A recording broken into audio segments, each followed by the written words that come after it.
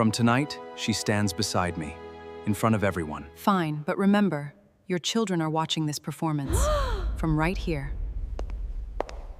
The crystal clinked. That was the first sound. The soft, expensive collision of 2,000 champagne flutes finding each other across the Grand Hargrove ballroom. A sound Meg had heard every October for 5 years. A sound she had helped design, along with the centerpieces, the menu, the seating chart, the font on the program cards. She knew this room the way she knew her own reflection. Tonight, standing at its edge, she did not recognize either one. The white lilies were exactly where she had placed them. 2,000 stems, arranged in clusters of 7 because she had read somewhere that odd numbers feel more natural to the human eye. The chandeliers were dimmed to 60% because full brightness made people look tired, and tired people write smaller checks. The orchestra was playing something from the 1940s, warm and unhurried, because Conrad said gala should feel like another era. Aspirational. Above the ordinary noise of life, she had approved all of it. She was standing at the east edge of the room, near the window that overlooked the city, because her feet hurt. They had been hurting since the elevator. At 7 months pregnant with twins, her feet hurt every night. She had stopped mentioning it. Her gown was midnight blue. Long, empire waist. She had chosen it because it was the only formal dress she owned that still fit. Because buying a new gown for a gala she would be attending alone, Conrad had been in meetings until 6, had met her in the lobby, had kissed her cheek and said she looked beautiful, and then been absorbed by the room within 30 seconds because buying a new gown for that had felt like too much effort. The dress was fine. She was fine. She was watching her husband cross the ballroom floor. He was not walking toward her. She noticed this before she understood it. The body notices things before the mind is willing. Her eyes tracked him through the crowd always parted for Conrad, not because people moved deliberately, but because there was something in the way he moved that made space arrange itself around him, and she registered, without yet processing, that his direction was wrong. The west side of the room. The bar. Where Delia was standing. Delia, her sister, 27 years old, in a green dress that Meg had helped her choose 3 weeks ago on a FaceTime call that had lasted 40 minutes. "You look beautiful in that green," Meg had said. And Delia had said, "You think so?" Conrad said, and then stopped. Conrad said, she had not thought about that sentence again until this moment. Until she watched Conrad cross the ballroom floor toward her sister, and she thought about that sentence again, and something went very, very quiet inside her. The orchestra kept playing. The chandeliers held at 60%. The lilies did not move. Conrad reached the center of the room. Not the bar, the center, and the orchestra stopped. This was not on the program. Meg knew it was not on the program because she had written the program. She had typed it herself on the Hargrove capital letterhead and sent it to the printer and approved the proof, and she knew the schedule for this evening down to the minute. There was no pause in the program at this time. There was no moment in which Conrad took the microphone. And yet, the program host handed Conrad the microphone with a small, practiced smile. The kind of smile that means I knew this was coming. The kind that means someone was told in advance. Meg watched the smile. She filed it. The room began to quiet. 400 people settling into attention. The specific hush of a crowd that understands something is happening, even before they are told what. Conrad smiled. The smile she had fallen in love with at 30. At a rooftop party in June, when he had handed her a glass of wine she had not asked for and said, "You look like someone who came here by accident and is trying to decide if the accident was good or bad." And she had laughed, because he was right, and because the smile he was wearing when he said it had made the room feel smaller in the best possible way. That smile. She watched him aim it at the room. He was not looking at her. She understood this before she admitted it. He was not looking toward the east side of the room. He was looking toward the west, toward the bar, toward the green dress. "There is someone I need to introduce to all of you tonight," Conrad said. His voice through the microphone filled the ballroom. Warm, confident. The voice of a man who has never been uncertain about his right to speak. "Not as my guest," he said, "as my future." The room murmured. Not applause, not yet. The specific sound of 400 people recalibrating. The sound of people looking at each other and then looking back at the man with the microphone to make sure they had heard correctly. Meg heard correctly. She watched Delia walk toward him. Her sister's heels were steady on the marble. Ivory heels. Meg had not noticed the heels before. She noticed them now. Steady, deliberate, practiced. The walk of someone who had rehearsed this moment, if not literally, then internally. The walk of someone who had made a decision before tonight and was simply arriving at the delivery of it. Delia did not look at Meg. She did not look toward the east side of the room. Not once. Not a glance. Not a flicker. Meg noticed this too. She filed it. Conrad said her name into the microphone, Delia's name.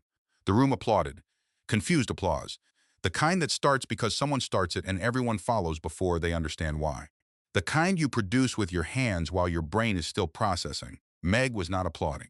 She was standing at the east edge of the Grand Hargrove ballroom, in a midnight blue dress with an empire waist, 7 months pregnant, holding a glass of sparkling water in both hands, and she was very, very still.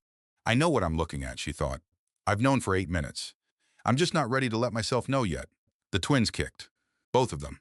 At the same time, the way they sometimes did, a synchronization she had not been able to explain to Dr. Oakes, but which happened regularly, as if they were consulting each other about things happening on the outside. She put one hand on her stomach. I know, she told them silently. I know. She looked at the room. She looked at the faces. 400 faces. All of them aimed at Conrad and Delia at the center. Most of them still processing, some of them already understanding. 3 of them women, all of them.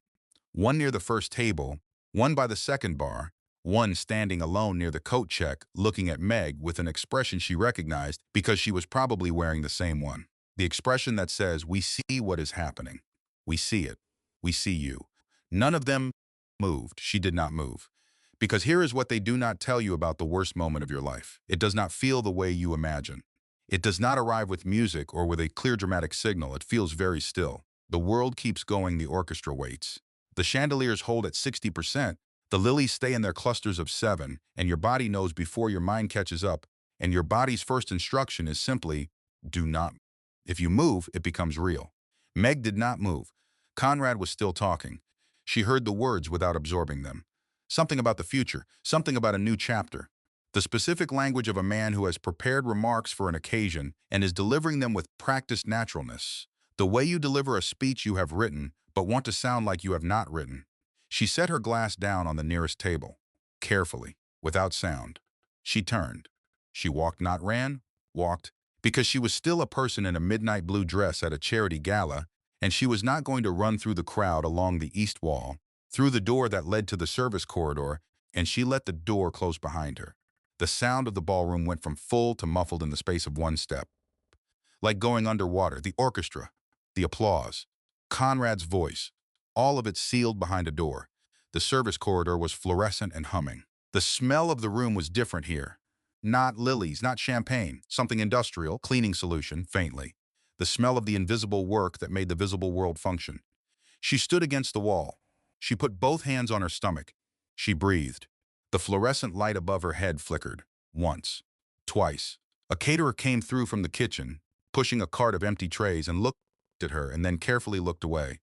The specific look of someone who has seen something they have decided not to have seen. She counted the tiles on the floor. 14 across. Her mother used to count things when she was overwhelmed. Count the ceiling tiles. Count the steps. Count something with a fixed number. Something that does not change. Meg had learned it by watching and had never mentioned it to anyone because some coping mechanisms are private, and some things you learn from the people you have lost, you keep. She counted the tiles, 14 across. She breathed, her phone buzzed. She did not look at it, it buzzed again and again. She counted, 3 buzzes, paused, 2 more. She recognized Roz's pattern without looking at the screen. Roz texted in clusters when she was alarmed. She did not look at the phone. She pressed her back against the wall and let the fluorescent hum fill the space where the ballroom sounds used to be, and she stayed there, hands on her stomach, until the twins settled. Baby A shifted first, the one on the left, the one who had been pressing against her left ribs since week 22 with what Dr. Oakes cheerfully described as strong opinions about personal space. He settled. Then baby B, quieter, more deliberate even in the womb, followed. She felt them both go still. She was still standing there when the door opened again. Not Conrad. She knew it would not be Conrad. Conrad did not follow people into service corridors. Conrad waited for people to come back to him. This was a pattern she had learned in year 1 and accepted as simply how he was and had spent years working around. It was Nora Finch. Nora appeared in the corridor in her charcoal blazer, and her flat shoes. Nora always wore flat shoes to events. A practical choice that Conrad had once mentioned, and which Nora had simply not changed, holding a small silver envelope. And her face was doing the thing it always did, which was to be composed in a way that required active effort. Nora's voice was even. Professional. Mr. Hargrove asked me to. No, Meg said. Her voice surprised her. It was calm. Not forced calm, not performed calm, but the deep calm of a woman whose body has already processed the worst and whose mind is 3 minutes behind but catching up. "Whatever is in that envelope," she said. "No." Nora stopped. She looked at the envelope in her hand. Then she looked at Meg. Not the professional look. Something else moved across her face. Something that did not belong in her job description. "I have a car downstairs," Nora said. "In case you want it." Meg looked at her. "Mr. Hargrove did not ask me to arrange that," Nora said. Carefully. Precisely. "I arranged that myself." The corridor was quiet between them. "Why?" Meg asked.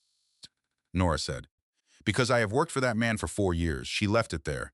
She set the silver envelope on a stack of folded linen napkins on the prep table beside the door. She held Meg's gaze for one moment long enough, and then she turned and went back through the door. Meg looked at the envelope on the napkins. She did not touch it. She would not find out until later what was inside. She was still standing there. 6 minutes later, when the door opened again and Ross came through it, still holding her champagne flute, her silk blouse slightly wrinkled from the crowd, her expression doing something complicated and controlled that only came apart at the edges when she looked at Meg's face. Ross set the champagne flute on the prep table next to the silver envelope. She said, very quietly, "I never liked him." She said it the way you say something you have been holding in your mouth for a long time and are finally swallowing in reverse. Meg laughed. Not a happy laugh, not a crying laugh. Something in between the specific laugh that comes when your nervous system is overwhelmed and humor is the only valve it has left. "I know," Meg said. "I want you to know," Ross said, "that I have been biting my tongue for 2 years." "I am completely done biting my tongue, I know," Meg said again. She did know. She had always known Ross had reservations. She had chosen not to examine them too closely.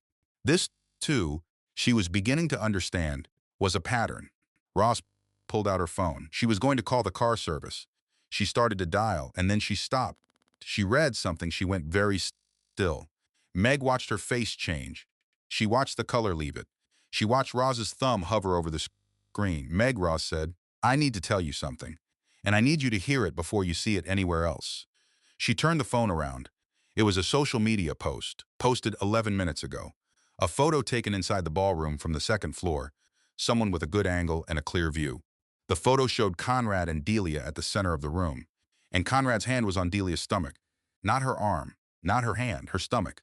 The caption below said, "Hargrove Air Surprise Insider confirms Delia Calloway, sister of Conrad's current wife Margaret Hargrove, is 3 months along.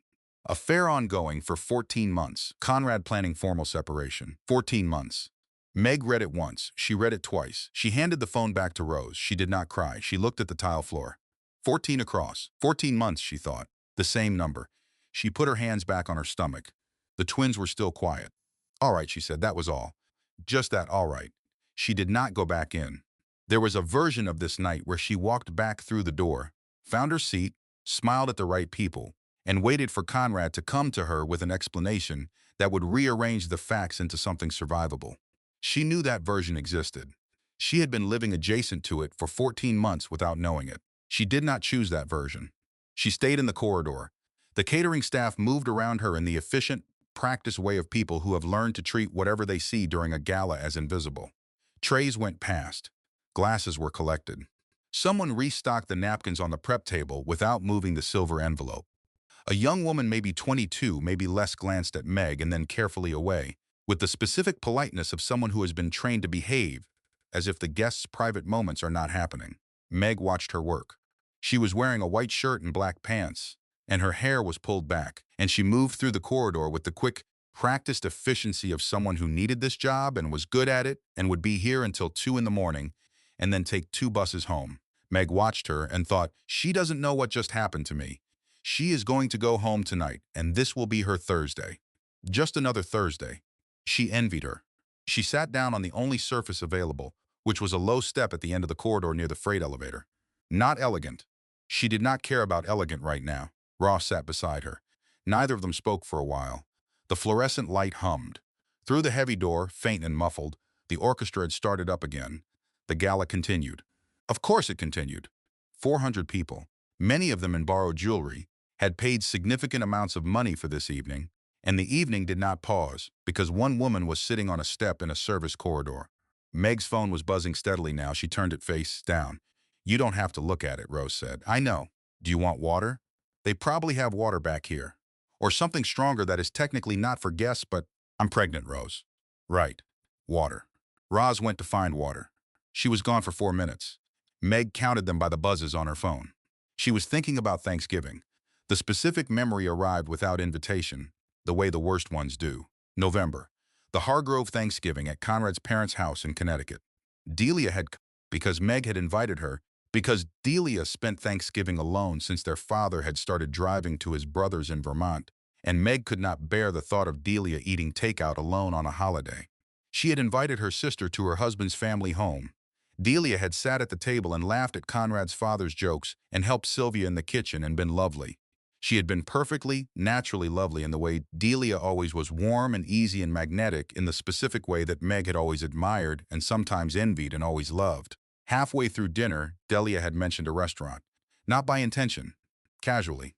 The way you mention a restaurant when you have been there and enjoyed it, and the conversation has touched on food. Oh, that little Italian place on the west side is wonderful, she had said.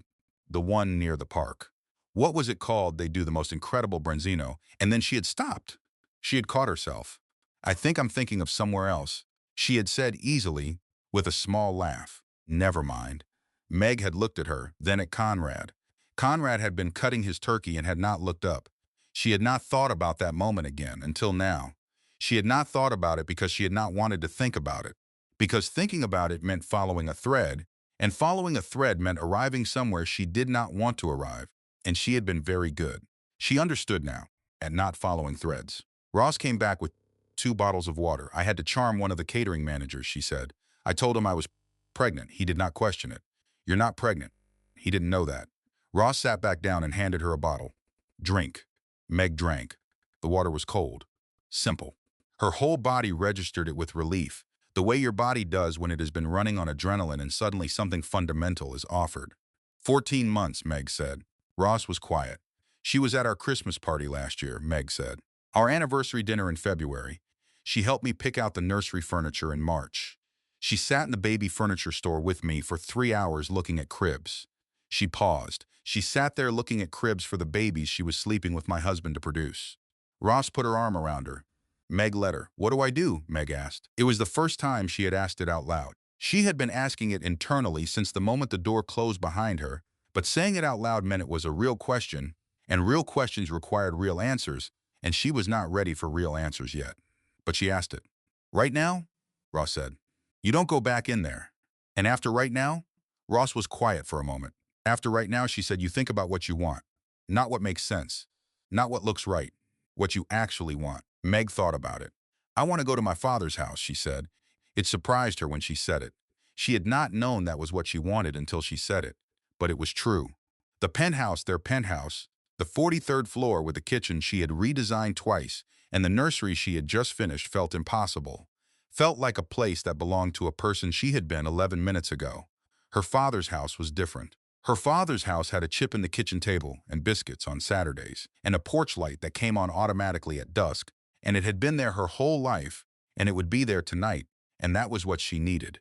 Something that had been there her whole life. Okay, Rose said. Let's get you a car. She was reaching for her phone when it buzzed with a notification. She read it. She went still. What? Meg said. Ross turned the phone around again.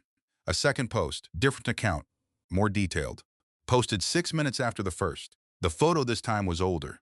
Taken on a street, candid, telephoto, the kind that tabloids call exclusive because no one was supposed to see it. Conrad and Delia outside a building. Meg recognized a small boutique hotel on the east side that they had attended a friend's birthday dinner at 2 years ago. The caption confirmed the affair's timeline, confirmed Delia's pregnancy, and then added one line that the first post had not included. Sources close to Hargrove Capital confirmed that Conrad Hargrove began restructuring significant marital assets into a family trust amendment approximately 3 months ago, ahead of what insiders describe as a planned separation. Meg read it. She read it again. She handed the phone back. He planned it, she said. Not a question, a recognition. He planned it, she said again. The words felt different the second time, more solid.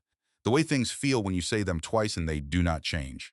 Ross said nothing. The corridor hummed. Meg stood up from the step. Slowly, carefully, with the physical negotiation of late pregnancy, one hand on the wall. I want to go to my father's house, she said again. And I need the car Nora arranged. Not a Hargrove Company car, I'll call the number, Rose said. She called. The car was downstairs.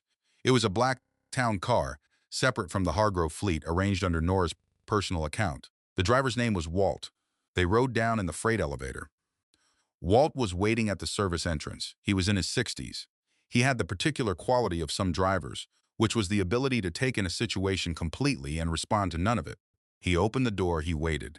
He did not ask where they were going until they were inside, and when Meg gave her father's address, he simply said, "Yes, ma'am," and pulled out into the night. Meg watched the city through the window. Ordinary Saturday night. People on the sidewalks. Restaurants still lit. The particular energy of a city that does not know it is anyone's worst moment. She put her hand on her stomach. The twins were quiet now. Both of them. Settled into the rhythm of the car, maybe, or simply done with their reaction and resting. The way they seemed to do in cycles, she was only beginning to understand. She thought about the silver envelope she had left on the prep table. She would think about it later, not yet. Walt drove. Ross sat beside her and did not talk, which was what Meg needed, and Ross had always known what Meg needed, which was one of the reasons they were still friends after 16 years. The city moved past the windows. Small, lit, continuous. She watched it go. Her father's porch light was on when they arrived. It was always on after dark. It ran on a timer he had installed in 9996 when Meg was 4 years old, because he did not want his daughters to come home to a dark house. He had changed the bulb when it burned out. He had reset the timer twice when the clocks changed. 28 years of the porch light, coming on at dusk and staying on until 10, the same way it had always done, the same way it would tomorrow. She rang the doorbell. He opened the door on the second ring. He took one look at her face. He stepped aside. He did not ask what happened. He was already putting the kettle on before she reached the kitchen. He said, "Sit down, Maggie," the way he had said it her whole life, the word her mother had used and that he had kept using, because some things you keep because letting them go is too much. And she sat down at the table with the chip in the corner, and she felt for the first time in 40 minutes that she was in a place that was exactly what it appeared to be. The kitchen smelled like coffee and something baking. Biscuits. Of course, biscuits. It was Saturday. The kettle began to warm. She put her arms on the table and her head on her arms, and she breathed. She did not cry yet, but she breathed. She told him everything at the kitchen table. All of it. The gala, the microphone. Delia walking forward, Conrad's hand on Delia's stomach, 14 months, Nora's car. The second post about the trust restructuring. All of it, laid out in the order it had happened, in the calm, organized way she had always presented information, the lawyer's instinct she had trained for 6 years and then set aside and never entirely lost. Her father listened. He sat across from her with his hands flat on the table and his face doing the thing it always did when he was receiving something important, which was to be very still. Not frozen, still in the way of water that is deep rather than shallow. He did not interrupt. He did not put his hand over his mouth in horror, though she could see the horror moving through him, settling into his jaw, tightening the corners of his eyes. He let her finish. When she finished, the kitchen was quiet for a moment. Then he said, "How are my grandsons?" She looked down at her stomach. "Kicking. Good," he said. He poured her tea. Decaf, from the box he had started keeping in the cabinet 3 months ago without mentioning it. The way he did things for her without announcing them. He set a plate of biscuits in front of her. He sat back down. He did not say, "I always had a feeling." He did not say Delia. He did not say anything about Conrad at all, because he understood that was not, right now, what she needed from him. What she needed was the table, the chip in the corner, the biscuits. He gave her those things. She ate a biscuit, real butter, not the whipped kind. She had a specific memory, arriving now of Conrad's face the first time he came to this house. Thanksgiving 4 years ago. Her father had made biscuits. Conrad had picked one up, looked at it, and said, "Is this whole wheat?" and then set it back down.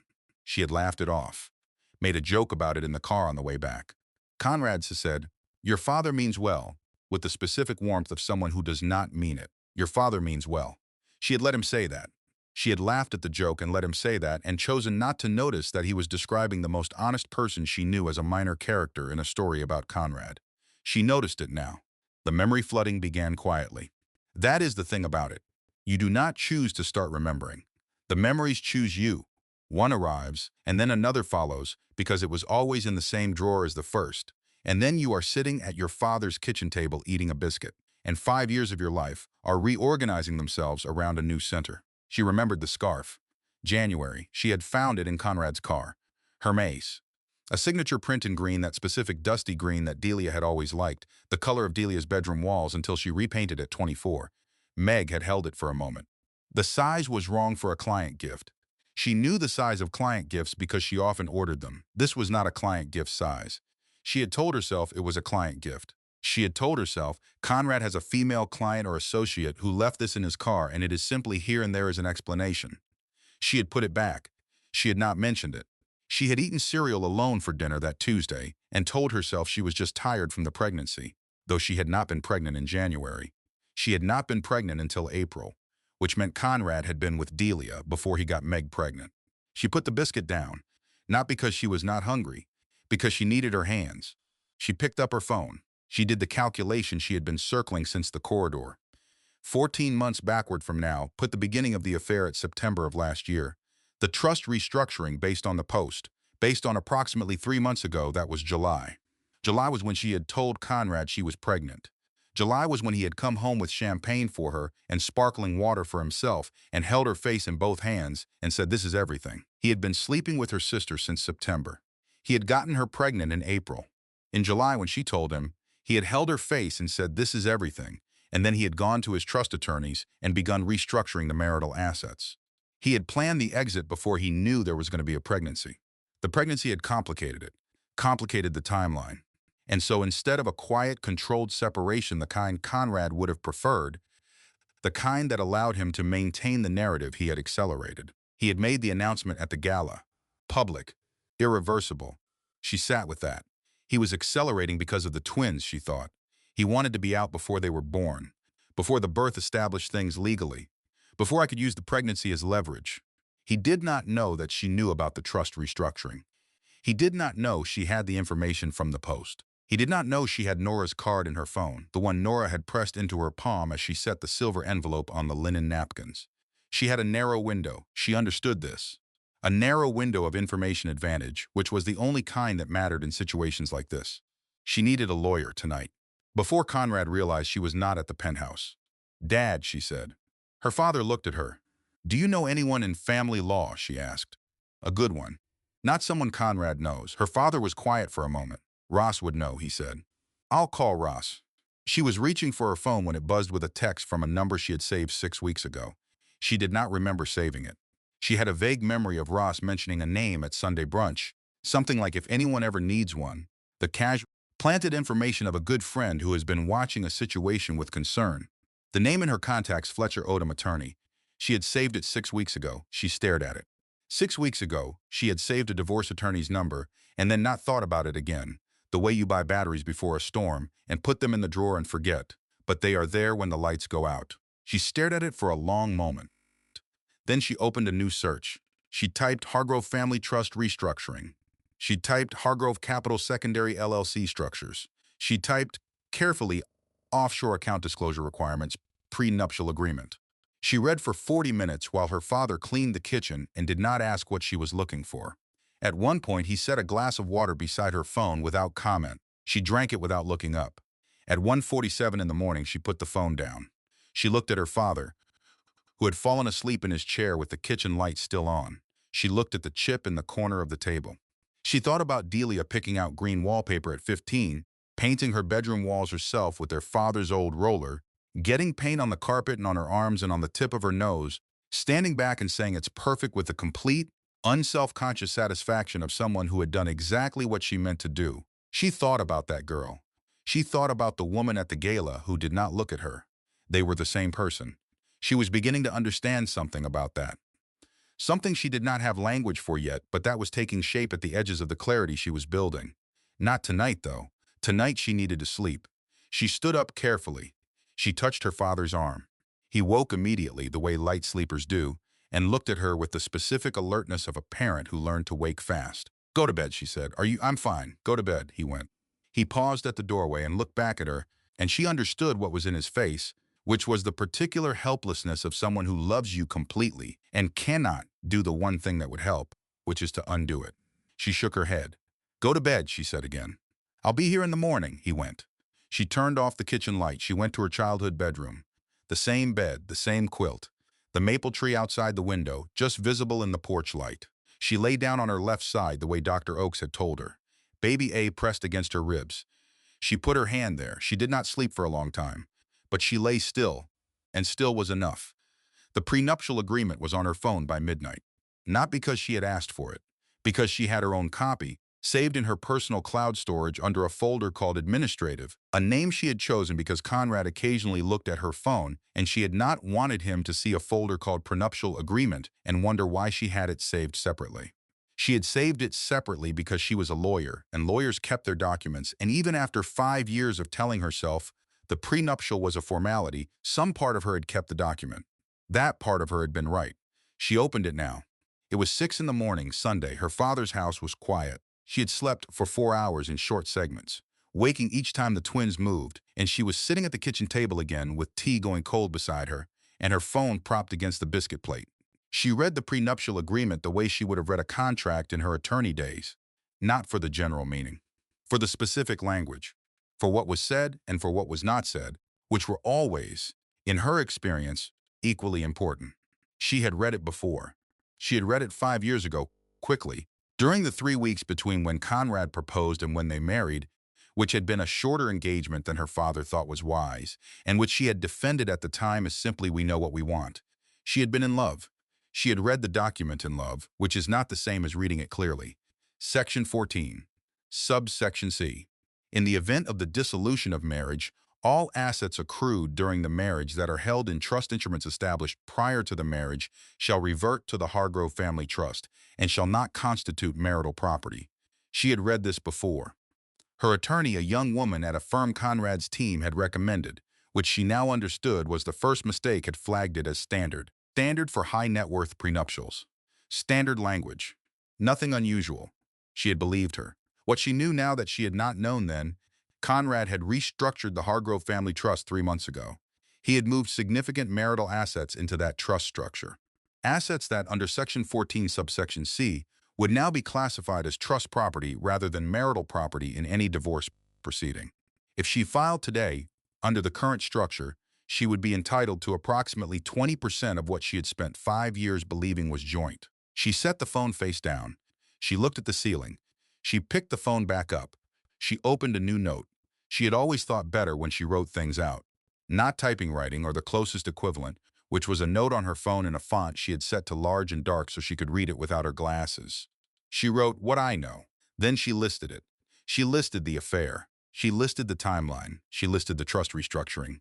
She listed the LinkedIn page she had found last night for a company called DHC Holdings, registered 3 months ago with a single listed officer whose initials she had stared at for 10 minutes before she let herself process what they stood for. DHC Delia Hope Calloway. The company was registered in Delaware. It held 3 asset classes that Meg, using the financial literacy she had built in 5 years of being married to a man who talked about money the way other men talked about sports, recognized as significant: a commercial real estate interest, a brokerage account, and a stake in a secondary investment vehicle whose parent company was Hargrove Capital Group. He had put her sister's name on the company. He had used her sister's name to hold what should have been marital assets. Whether Delia knew this or not, and Meg did not yet know whether she did, was almost beside the point. The point was the structure. The point was that a man who had spent 5 years telling her that money was complicated and that she should trust him and that the prenuptial was a formality had spent 3 months quietly building a legal framework designed to ensure that when he left, she would have as little as possible. He planned this. She had thought it last night. It landed differently this morning. Last night it was a revelation. This morning it was information. She needed a lawyer. She picked up her phone and looked at the contact she had saved 6 weeks ago. Fletcher Odom. It was 6 in the morning on a Sunday. She called anyway. It rang twice. "Odom," said a voice, awake, unhurried.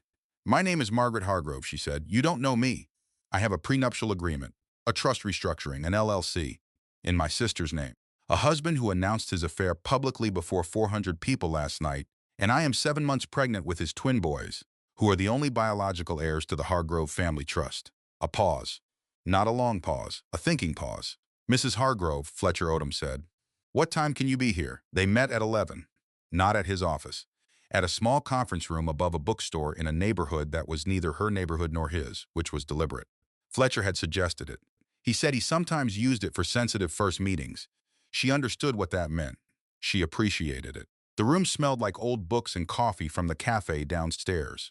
There were 2 chairs and a table and a window that looked out at a street with a farmer's market happening on it. The specific ordinary Sunday activity of people who did not know this room was above them.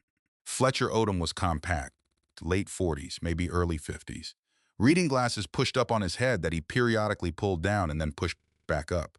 He had a yellow legal pad and 3 pens and a coffee from downstairs, and he listened to her for 38 minutes without writing anything on the pad. Then he pulled the glasses down. "Tell me about DHC Holdings again," he said. The registration date, she told him. He wrote something. Just one line. "Fraudulent conveyance," he said. "Explain it to me like I haven't practiced law in 5 years." He pushed his glasses back up. When a person deliberately moves assets with the intent to place them out of reach of a potential creditor, in this case, a divorcing spouse, that is fraudulent conveyance. It is not a civil violation. It is a legal basis for having the transfer voided, reversed, brought back into the marital estate. Meg said, "How strong is that argument?" "Depends on documentation. Depends on timeline." The 3-month window between the restructuring and the pregnancy announcement suggests intent. He paused. If we can establish that he knew, at the time of the restructuring, that divorce was being planned, the argument becomes significantly stronger. He knew, Meg said. "Can we prove it?" She thought about the silver envelope on the linen napkins. She thought about Nora's text. She thought about the USB drive she had not yet received. "Possibly," she said. "I may have a source." Fletcher wrote something on the pad. "What about the prenuptial addendum?" Meg asked. Fletcher went very still. "Tell me about the addendum," he said. "I don't know the specifics yet," she said. A post mentioned one. A separate filing from the original prenuptial, recorded with his attorneys. "I haven't seen it. I don't know its contents." "You signed the original prenuptial," Fletcher said. "Did you sign any amendments?" "No." "Did you know an amendment existed?" "No." Fletcher pulled his glasses down. He looked at her over them. "Mrs. Hargrove," he said, "if that addendum exists, and if it was filed without your knowledge and without independent legal review on your part, that is a material misrepresentation in the context of the original agreement." Which means what, practically? It means the entire prenuptial agreement may be contestable. The room was quiet for a moment. Meg sat with that. Then she said, and she had not planned to say this. It came from somewhere that was beginning to reassemble itself. The part of her that had stood in courtrooms and made arguments and been good at it. Somewhere along the way I became invisible. Fletcher looked at her. "In this marriage," she said, "in my own life, I stopped taking up space. I stopped being a person with opinions that mattered outside the house. I think I told myself that was a choice I made. But I made it in an environment where every other choice, the career, the city, the apartment, the friends I saw less of, the work I set aside, had been shaped by someone else's preference for what I should be." Fletcher said nothing. He was listening. "I'm telling you that," she said, "because I want you to understand what you're working with. I am not confused. I am not fragile. I am a woman who has been living inside a very sophisticated structure of control for 5 years and has only in the last 12 hours realized how sophisticated it was. But I am also a lawyer. I understand documents and strategy and what evidence is and is not useful." She paused. "I want my son's future secured. That is the primary objective. Everything else is secondary." Fletcher pushed his glasses back up. "That," he said, "is going to be a very useful framing for a judge." She almost smiled. "Almost. What do I do first?" she asked. "First," he said, "you get me that source. Whatever is in that envelope, or wherever that information is coming from. Second, you do not communicate with Conrad directly. Nothing. Not a text, not an email. Any communication goes through me. Third, you stay where you are. Your father's address is fine. Do not go back to the penthouse. I wasn't planning to." "Good." He closed the legal pad. "One more thing." He looked at her. "Those boys," he said, "where they are born matters. Legally, the jurisdiction of their birth will establish the primary court for any custody proceedings. Do you understand what I'm telling you?" She understood. "I'm not ready to think about that yet," she said. "You don't have to be," Fletcher said. "But start thinking about it." She drove back to her father's house in the mid-morning light. She parked in the driveway and sat in the car. She had always hated this parking lot, her father's driveway, the one with the crack down the middle that he had been meaning to get repaired since 2011. She did not hate it now. She sat in it with the engine off and the windows down and the Sunday morning air coming in, smelling of cut grass and her neighbor's rosemary bushes, and she let herself be still. She had to choose between her dignity and her security. Both felt impossible to lose. Because one of them was already gone, and the other one she had never, she was beginning to understand, actually had. Security in someone else's hands is not security. It is dependency dressed in stable clothes. She had been dependent. She had called it love and called it partnership and called it a choice she made freely. She was sitting in her father's driveway on a Sunday morning understanding that choices made inside a closed system are not the same as free choices. She sat with that. She breathed. She went inside. Her father was at the stove. He had made eggs.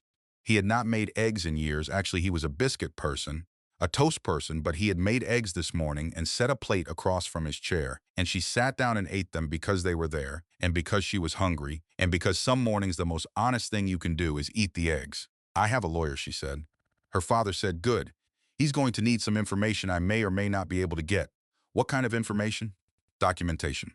From inside Hargrove Capital." Her father looked at her. "Someone inside," she said, "someone who was there." He was quiet for a moment. "You trust them?" he asked.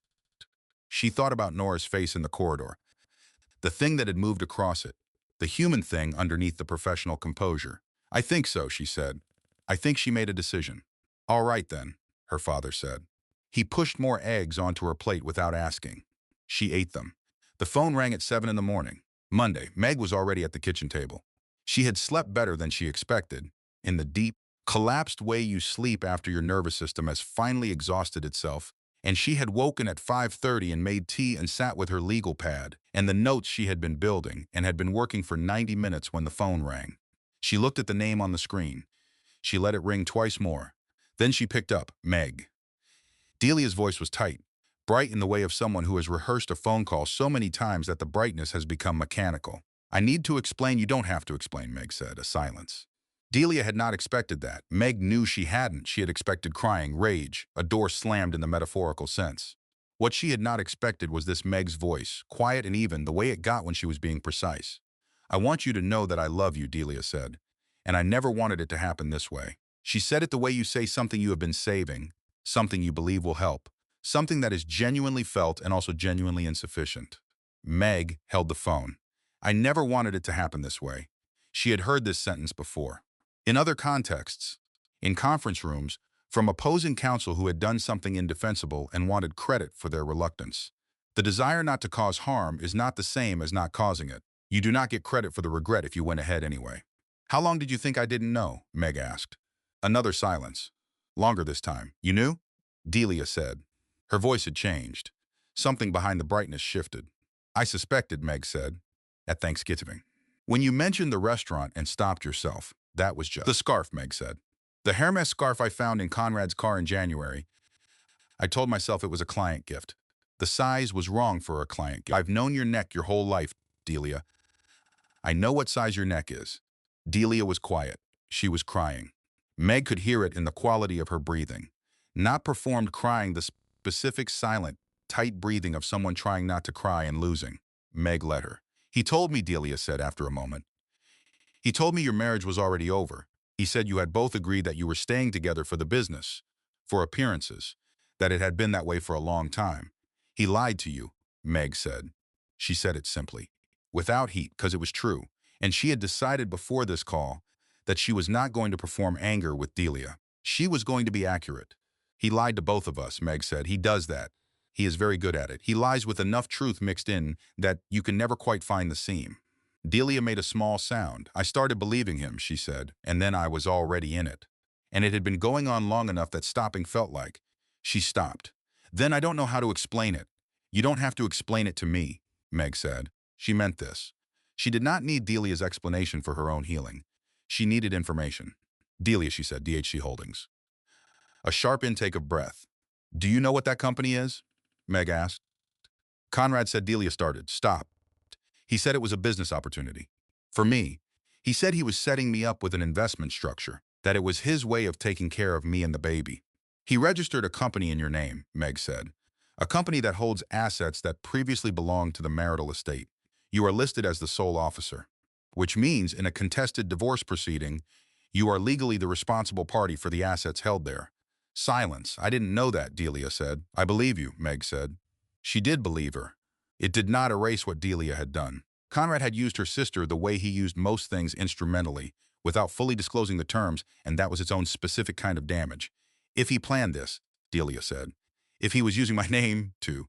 He was protecting his assets from me," Meg said. And he put them in your name because he trusted that you would not challenge it. Because you were having his child and he assumed that made your interest aligned with his. A pause. We're not aligned, Delia said. I know, Meg said. I didn't know what he was doing. She stopped. I just wanted him to love me. And there it was. The simplest sentence in the story. The one underneath all of it. Meg sat with it, not with sympathy exactly, with recognition. She had spent 5 years wanting Conrad to love her in a way that matched her understanding of love. That was not the same as his understanding of love, which was closer to his understanding of ownership. Both of them, she and Delia, had wanted the same thing from the same man. He had given neither of them what they actually needed. Delia, Meg said, I'm going to need information from you. What kind of information? Everything he told you about DHC Holdings. Every document you signed. Dates, amounts. Anything he gave you in writing. Okay, Delia said. Yes. Okay, I'm going to give you my attorney's contact. You send it to him directly. Not through Conrad's people, not through anyone Conrad knows. Will this help you? Delia asked. It will help my sons, Meg said. Yes. A pause. Why are you doing this? Delia asked. Why are you could just hate me? It would be easier. It wouldn't be easier, Meg said. It would just be simpler. Those aren't the same thing, she heard Delia breathe. I'm sorry, Delia said. I know that's not enough. It's not, Meg said. Not yet. She meant the not yet literally. She meant it as fact, not cruelty.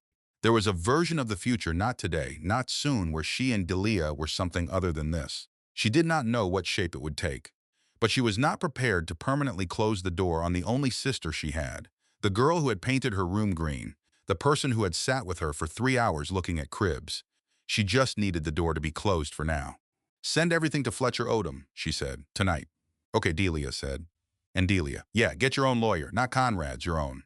Do not sign anything else without independent counsel, do you understand? Yes. Okay. She ended the call. She put the phone on the table. She sat there for a moment, hands on her knees, looking at the chip in the corner of the table. The chip from the indoor baseball game in 1999, when she was 8 and Delia was 3, and Delia had hit the ball with both hands and broken a corner off the table and screamed with delight, because 3-year-olds scream with delight when they break things, and their father had come running in and looked at the table and looked at Delia, delighted and terrified, and had laughed despite himself. That was who Delia was. That was also somehow who she still was, and also who had done what she had done. People were not one thing. They were never one thing. This was something Meg had known in theory for her entire adult life, and was learning now in a deeper, more specific way. She stood up.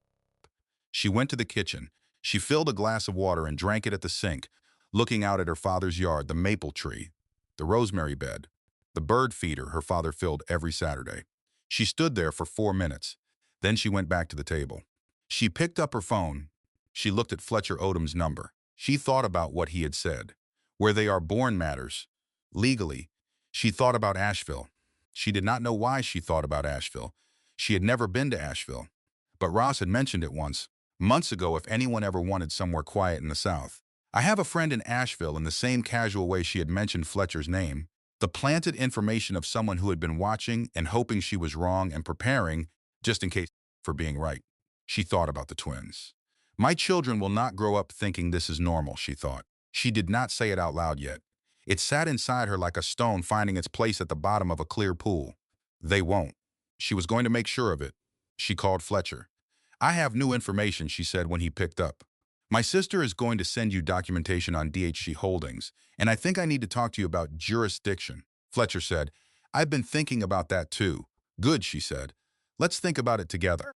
Outside the kitchen window, the maple tree moved in the morning wind. The leaves were beginning to turn. The first edges of color, early yellow at the tips, the faintest suggestion of orange October. She watched it move and thought, by the time those leaves are down, everything will be different. She was right. She just did not know yet how completely she meant it. Fletcher Odom took Sunday morning calls. Meg knew this because Ross told her. Ross told her 11 months ago, over eggs and coffee at a corner table in their usual place, the one with the good light and the bad acoustics. She had said it the way she said a lot of things that mattered casually, sideways, as if it were an afterthought.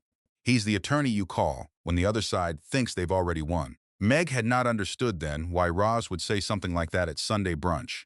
She understood now. She dialed from her father's kitchen. It was 7:43 in the morning. She was on her second cup of decaf and her father was still asleep down the hall. The legal pad on the table in front of her had 4 pages of notes. Her handwriting had changed overnight. It was smaller, precise, the way it used to look when she was building a case. Fletcher picked up on the second ring. Odom, he said. My name is Margaret Hargrove, Meg said. You don't know me.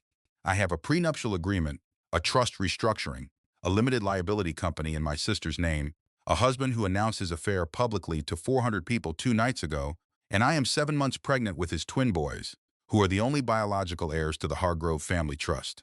A pause, brief, the pause of a man recalibrating. Mrs. Hargrove, Fletcher said, what time can you be here? They met at 11, not at his office.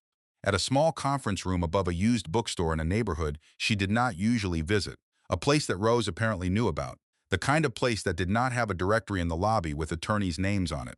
The stairs were narrow. The conference room smelled like old paper and coffee. Fletcher was already there when she arrived, compact man in his late 40s, reading glasses pushed up on his nose, a yellow legal pad in front of him that was already half covered in handwriting, though she had not yet told him anything. He stood when she came in. Sit, he said. Not unkindly, please. She sat. She folded her hands on the table. The cardigan she had borrowed from her father's closet was 3 sizes too large, and she did not care. Tell me everything, Fletcher said, from the beginning. Don't edit. Don't decide what matters. Tell me all of it and let me decide what matters. So she did. She talked for 38 minutes. She had clocked it afterward. She talked through the gala and the announcement, the service corridor, and Nora's car, and her father's kitchen, and the prenuptial agreement and Section 14, Subsection C, and the Google searches at 1 in the morning, and the ballroom at 2 in the morning, and the 5 pages from the silver envelope, and the 3 letters on the company registration. DHC Fletcher did not interrupt. He wrote on the legal pad. He pushed his glasses up twice, both times when she said something that required a new line of notes, and he did not write in the fast, illegible way of someone keeping up. He wrote in the methodical way of someone who was already organizing. When she finished, he pushed the glasses up one more time. Send me photos of the 5 pages, he said, right now before we go further. She sent them. He waited. He read them on his phone without changing his expression. Then he set the phone down and folded his hands in front of him. Slow is smooth, he said. Smooth is fast. That is how we beat people like Conrad Hargrove. I don't want to beat him, Meg said. I want to protect my sons. Fletcher looked at her. In cases like this, he said, those are the same thing, he explained. He did not use legal language first. He used plain sentences. The way a person explains something to another person who was, until recently, on the same side of the bar. He laid it out the way she would have laid it out, assumptions stated, evidence mapped, conclusions offered as analysis rather than certainty. The twins, once born, were the legal heirs to the Hargrove family trust regardless of the prenuptial agreement. The trust document itself, the original pre-amendment version, had specific language about biological heirs. That language was not ambiguous. A trust attorney who reviewed it would confirm biological children born of the marriage held irrevocable interest in the trust, regardless of the marital status of the parents at the time of their birth. The restructuring Conrad had performed 3 months ago was a different matter. Aggressive, Fletcher said, not airtight, particularly if it was performed with the explicit purpose of removing assets from the marital estate in anticipation of a dissolution proceeding. That is called fraudulent conveyance. He said the words with the deliberate precision of someone who understood their weight. That is a term Conrad Hargrove has likely never heard applied to himself. It will be useful for him to learn it, Meg said, DHC Holdings. Fletcher nodded. He had already written it on the legal pad, underlined, with a small arrow to a note she could not read from where she sat. If DHC Holdings was established to receive transferred marital assets, he said, and if the registration of that entity in your sister's name can be shown to have occurred without her full understanding of its purpose, which, based on what you've told me, appears to be the case, then we have an argument that the transfer was not merely aggressive but fraudulent. Your sister becomes a witness, not a defendant. Meg thought about Delia's voice on the phone that morning, high, tight. The voice of someone who had spent the night rehearsing an explanation and had arrived at the conversation without it. She'll cooperate, Meg said. Good, Fletcher said. Make sure she understands that cooperating means full cooperation, not selective, not the version that protects her. Everything. She understands. Fletcher made another note. Then he looked up. I need to ask you something, he said. And I need an honest answer because how you answer it will affect everything we do next. Ask, Meg said. Do you want a settlement or do you want a trial? She looked at him. What's the difference, she said, for the boys? A settlement, Fletcher said, is faster, clean. and almost certainly more financially advantageous in the short term. Conrad's attorneys will want to settle, quickly and quietly. They will offer you a number that sounds significant and comes with a comprehensive non-disclosure agreement. And a trial? A trial, he said, establishes a public record. It surfaces the addendum. It surfaces the fraudulent conveyance. It surfaces DHC holdings, the timeline, the trust restructuring. Everything becomes part of a court record that anyone can access. He paused. It also establishes precedent for the boy's custody arrangement in a way that is considerably more difficult to renegotiate later. She did not answer right away. She looked at the window, the bookstore below, the street outside, ordinary and moving, the ordinary Sunday of everyone who was not her.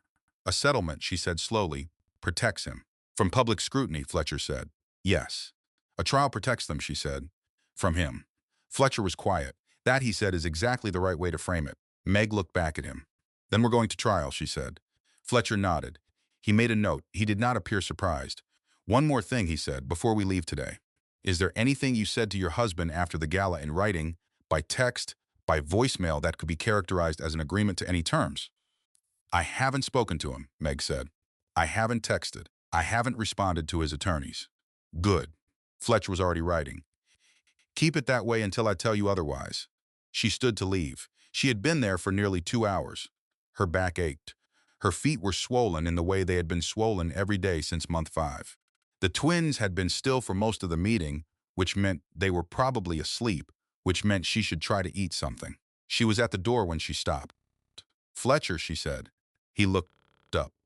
Somewhere along the way, she said, I became invisible. She had not planned to say it. It came out the way some things did not chosen, not rehearsed, but true in a way that required sound. In this marriage, she said. In my own life. I stopped taking up space. I stopped being a person with opinions that mattered. I think I told myself that was what love looked like. Making yourself smaller so the other person could feel like more. Accommodating yourself into a smaller and smaller shape until the shape was barely a person at all. Fletcher set his pen down. He let her finish. I am very good at accommodating, she said. I have been practicing for 5 years. And I think I need you to know that, because whatever version of me shows up in that courtroom, I need her to be the version that stopped. Fletcher looked at her for a long moment. That, he said, is a very precise description of what happened to you. And it is also going to be a very useful description for a judge. She almost smiled. You're going to use my breakdown in court? I'm going to use your intelligence, he said, in every room where it can help you. She walked out. The staircase was narrow.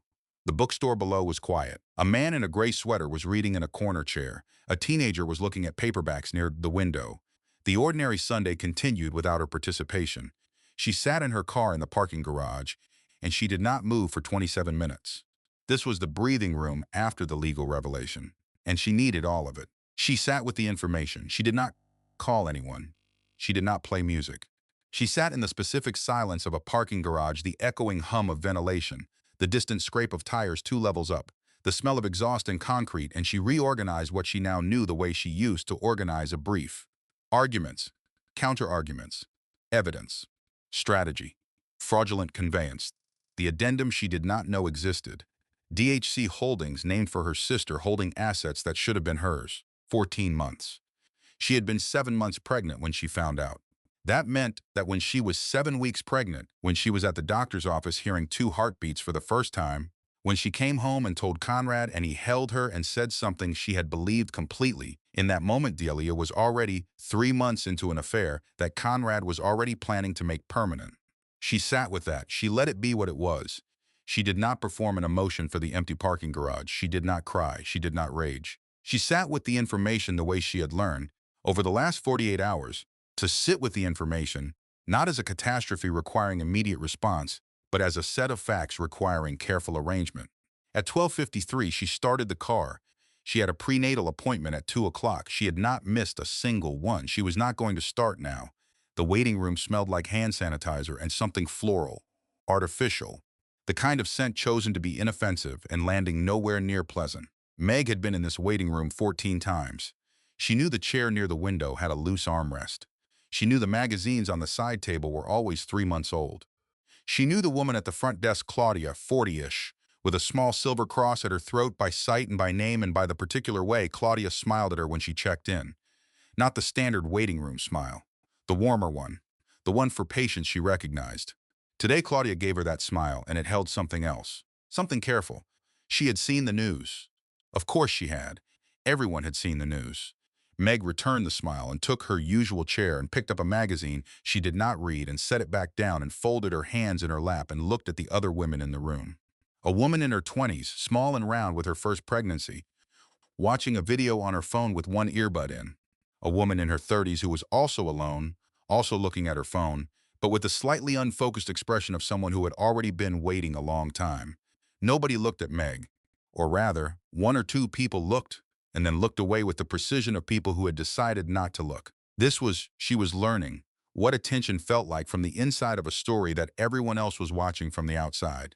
You became the thing people looked away from to prove they were not looking. She was called back at 2:14. Dr. Patricia Oakes had been her obstetrician since the beginning. She was 51. She had dark hair going gray at the temples and reading glasses on a lanyard, and a way of moving through a room that suggested she had been in a great many serious rooms and had managed to stay present in all of them.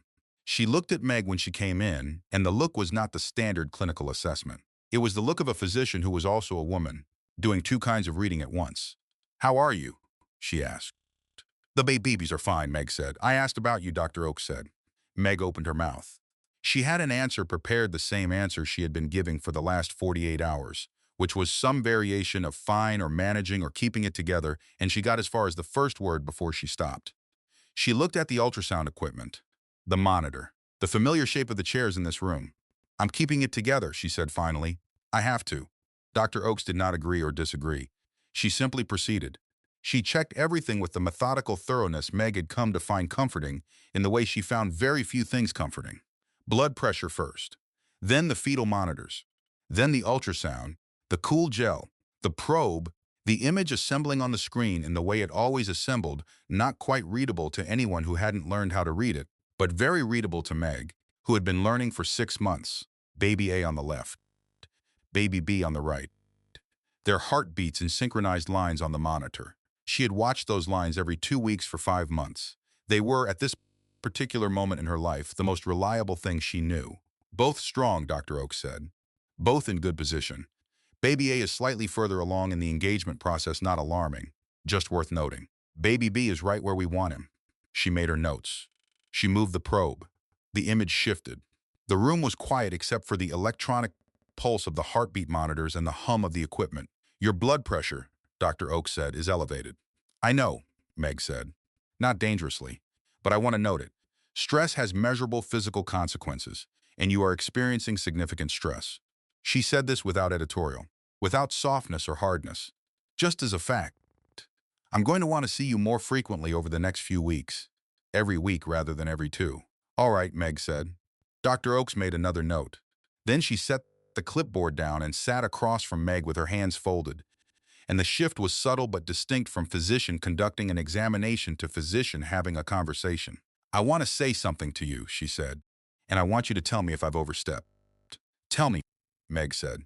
At 7 months, Dr. Oakes said, these babies can arrive early. Not ideally early, but survivably early. Both of them.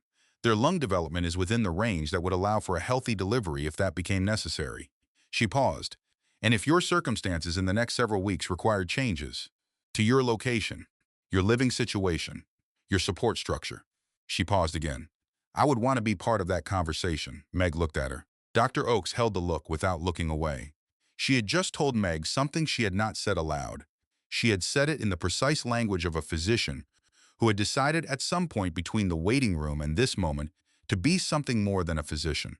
"If I needed to establish care somewhere else," Meg said slowly. "Another city. How quickly could that be arranged?" Dr. Oakes picked up her pen. "I have colleagues," she said, "everywhere. Good ones." She wrote without asking for further information. "I'll give you a list. Asheville, Charlotte, Durham, Atlanta. Boston if you go north. Seattle if you go further. Wherever you need." She tore the paper from her prescription pad and folded it once and set it on the examining table beside Meg. She did not ask for an explanation. She did not ask for a timeline or a reason or a destination. She just wrote and folded and set it down. This was the mirror moment that Meg would carry with her for the rest of the drive back to her father's house. Not the one that broke her, the one that held her. 2 women in a room, one with information, one who needed it. The specific language of women helping women, which was not a language of speeches or declarations, but of prescription pads and folded paper and referral lists written without being asked. She drove home. She drove through the city that had been her city for 5 years, past the dry cleaners where they knew Conrad's name before hers, past the wine bar where they had celebrated their second anniversary, past the building where she had once practiced law in a third-floor office with a window that looked south, where she had spent 6 years becoming very good at something she had then agreed to stop doing. She did not feel sad. Not exactly. She felt something more precise than sad. She felt the specific, clarifying sensation of seeing a shape emerge from fog, the shape of her own life, its actual contour, without the softening effect of 5 years of small adjustments and smaller justifications. She had told herself she chose to leave her career. She had believed it. She had said it at dinner parties with the confidence of a woman who had made a considered decision, and perhaps there had been choice in it somewhere. Perhaps at the very beginning there had been something that resembled a choice. But choices made under a certain kind of sustained pressure were not entirely choices. They were the residue of pressure applied in small consistent doses, the way water shapes stone not in one event, but over time, through repetition, through the slow, reliable force of what Conrad preferred and what made things easier, and it would mean so much to him, and you don't need to work. We have more than enough. She had heard all of those sentences. She had believed all of those sentences. She had made herself smaller for all of those sentences. She parked in front of her father's house and sat in the car. The word she had been circling since 2 in the morning arrived fully now, in the middle of the afternoon, in front of the house where she grew up. Leave. Not leave Conrad. She had already left Conrad in every way that mattered. She had left him in the service corridor of the Grand Hargrove ballroom before his announcement was finished. She had left him the moment she put her hands on her stomach and looked at the tiles on the floor. Leave the city. Leave the penthouse. She had not gone back to the penthouse. She would not go back. Leave the social architecture Conrad had spent 5 years building around her. The dinners and galas and foundation boards and charity committees where she was his wife and he was the man everyone wanted to know. The architecture in which she was decorative and he was structural. The one that only held its shape if she stayed in her assigned position. She thought about the twins, about what it would mean to raise sons in this city, in this social world, in a place where their father controlled the narrative of everything, including potentially them. She thought about the 6 or 7 women at the gala who had looked at her with that expression. None of them had moved. They had looked and they had stayed in their places, and she had understood, in a way she did not know how to articulate yet, that she had been doing the same thing for 5 years. Looking. Staying. I could go. The thought arrived like something solid. Not a question.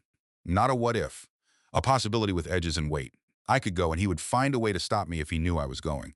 So he cannot know. She got out of the car. She walked up the front path. The porch light was already on, though it was not yet dark. Her father always turned the porch light on when she was expected home. She went inside. She picked up the phone and she called Fletcher Odom. One thing, she said when he picked up. The jurisdiction question. If I were to establish residence in another state before the twins are born, their birth certificate, their legal home. North Carolina, Fletcher said, without hesitation, as if he had been waiting for this question. Family court precedent is favorable. Good judges. If you're thinking about Asheville, I know the attorneys there. The filing would be straightforward. A pause. How soon can you be ready? How soon do I need to be? She asked. The sooner, he said. The better. She hung up. She stood in her father's kitchen. She said something out loud that she had not planned to say. Quietly, to the empty room, to the sound of the dishwasher running and the autumn light coming through the window. Starting over feels impossible, she said. She looked at the maple tree in the backyard, but staying feels worse.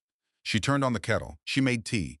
It was Monday, 3 in the morning. The house was quiet the way old houses are quiet at 3 in the morning, not silent, because old houses are never entirely silent, but settled into itself, breathing in that particular rhythm of structure and insulation and the slow creak of wood that knows the night. Meg's childhood bedroom had the same furniture it had always had, the same bookshelf, though many of the books had migrated to other places over the years. The same quilt her mother had pieced together from fabric scraps when Meg was 10, the same window looking out at the backyard, at the maple tree, at the small square of sky she had watched change through every season of her childhood. She was lying on her left side, which was the side Dr. Oakes had told her to sleep on for blood flow. Baby A was pressed against her left side. She could feel him specifically, not just movement shape.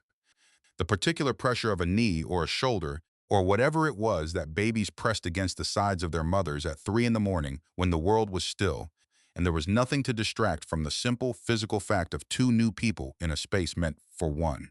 She put her hand there. She lay in the dark. The ceiling was the same ceiling. The water stain in the upper left corner was still there, had been there since she was 14. Result of a winter when the roof had leaked, and her father had patched it but not repainted. She had stared at that water stain through homework and heartbreaks and the particular slow despair of high school Saturday nights, and now she was staring at it again. Baby A moved, shifted, settled. She put her hand on her left side. She started talking to them, not in her head, out loud, the way she had started doing in month 5 when she ran out of internal space, and the words needed somewhere to go. Very quietly, so she would not wake her father. I keep making deals with myself, she said to the ceiling. I keep telling myself that I have a plan. And I do. I really do have a plan. Fletcher is excellent and the documents are real, and Nora gave me what I needed and the plan is solid. She paused. But at 3 in the morning, a plan doesn't feel like a plan. It feels like words on a legal pad. And the words on the legal pad don't do anything about the fact that I'm lying in my childhood bedroom at 34 years old, and my marriage is over, and my sister is pregnant by my husband, and I am about to make the most significant decision of my life while carrying both of you, and my feet have been swollen since March. Baby A kicked. Thank you, she said. I know. She was quiet for a moment. The house settled. A car passed on the street outside, its headlights moving across the ceiling in a slow arc. Your father, she said. She stopped. She lay there with the unfinished sentence and tried to find the words for the thing that came after it. Your father, she said again. I loved him. I need you to know that. I need you to know that first, before anything else, because someday someone will tell you the story of what happened, and they will have their version of it, and I want you to have mine. I loved him for a long time. I loved the man I thought he was, which was not entirely the same as the man he actually was, but the loving was real. What I felt was real. The mornings were real, and the first time he held my hand in the airport were real, and the night we spent talking until 4 in the morning about where we wanted to live and what we believed in and what we were going to do with our lives, that was real. Baby B moved. A slow rolling shift. What wasn't real, she said, was the part where he felt the same, or the part where I was enough, or the part where I thought that making myself smaller was the same as making us larger. She paused. That part I got wrong. That's not your fault. And it's not entirely my fault either. It just is. She was crying. She had not noticed when it started, the quiet kind. Not the heaving, dramatic crying of the first night that had burned itself out somewhere in the service corridor of the Grand Hargrove ballroom. This was the other kind. The kind that had nowhere dramatic to go. The kind that came from being tired for a long time. I'm scared, she said. She had not said that to anyone. Not to who would fix things, not to her father, who would worry, not to Fletcher, who would file something. She had not said it because saying it to someone who loved her required her to also manage their response to it. And she did not have the energy. She said it now at 3 in the morning to the two people who were too new to be frightened. I'm scared, she said, of getting this wrong, of choosing wrong, of she started again, of ending up somewhere in 10 years and realizing I made the same mistake twice. Different shape, same mistake. That's the fear that's underneath all the other fears. Baby A kicked again, steadier this time, purposeful. She pressed her hand against the kick. I know, she said. I know you're here. She lay there for a long time, not sleeping, not processing, just being. Just lying in the dark with the water stain on the ceiling and the quilt from her mother and the sound of the old house breathing around her and the feeling of two small presences making themselves known against her left side. I'm going to figure this out, she said finally. Not because I have to. Because you deserve someone who figured it out and chose it deliberately. Not someone who stayed because she ran out of courage to go. She paused. I'm going to be that person. I am already being that person. I just needed to say it out loud at 3 in the morning so my body could hear it too. Baby B shifted. She almost smiled. At 3:47, she got up. She went to the kitchen because the kitchen was where she went when she could not sleep, where she had always gone. The particular logic of the kitchen at night, the reliable mechanics of the kettle, the simple project of making tea. She made decaf. She had made it every night for 7 months. The ritual of it was one of the things she had held on to, something that was entirely hers. She had chosen decaf before anyone told her to. She stood at the kitchen window. The backyard was dark. The maple tree was a shape. The sky above it had the particular pre-dawn quality of a night that was beginning to consider becoming morning without having committed to it yet. She had unlocked her phone in the bedroom. She had typed 3 words into the search bar. She had not hit enter. She had held the phone. She had set it down. She had picked it up. She had locked it and put it on the nightstand face down and lain there for 11 more minutes before getting up. She knew what she needed to know. She had known it for 2 days. She was giving herself the last few minutes of not knowing it quite so completely. Those minutes were over now. She stood at the kitchen window and she looked at the maple tree. "Starting over feels impossible," she said. The tree did not respond, but staying feels worse. She drank her tea. She set the cup in the sink. She rinsed it. She dried it. She put it back in the cabinet where it had lived since before she was born. Then she went back to bed. She lay on her left side. She put her hand on baby A, and at some point she did not know when she slept. She woke at 7. Baby A was awake before her, insisting in his particular way. The room was light.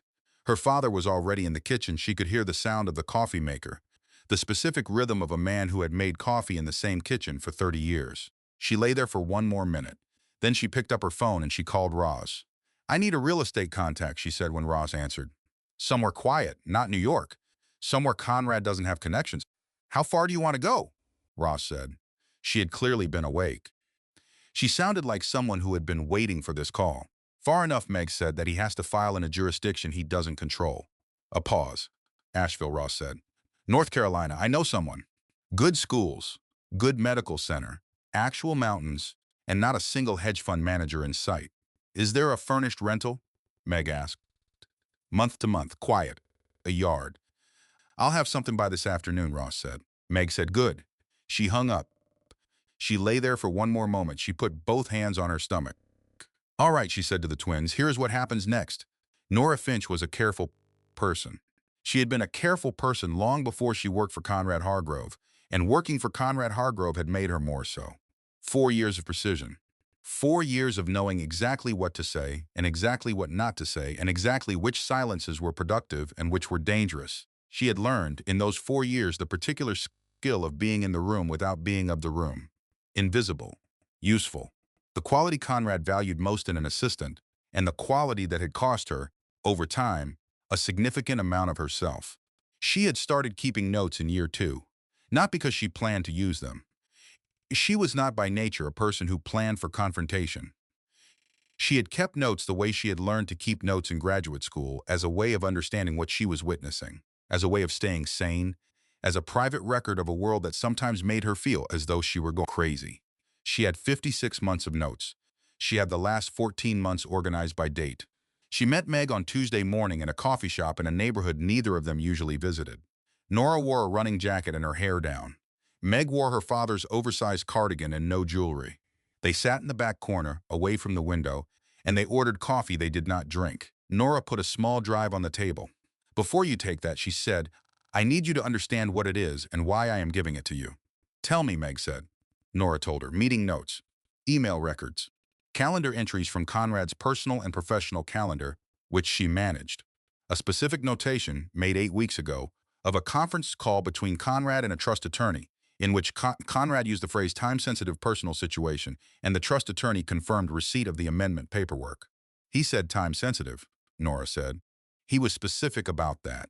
I noted the phrase, because the phrase came with instructions to flag any related correspondence to him directly rather than routing through the standard files, which meant," Meg said, "you weren't supposed to see it," which meant, Nora said, "I made sure to see it."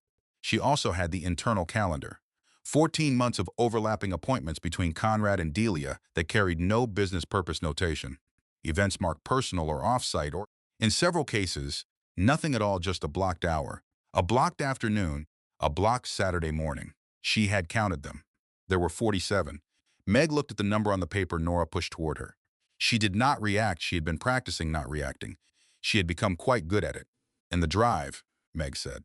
"The drive has all of the above," Nora said. "Plus 1 more document." She looked at the drive on the table. Then she looked at Meg. "There is a second document attached to your prenuptial agreement, an addendum. Filed 18 months ago with Conrad's attorneys. Never shared with you. Never submitted for your review or your independent counsel's review." Meg went very still.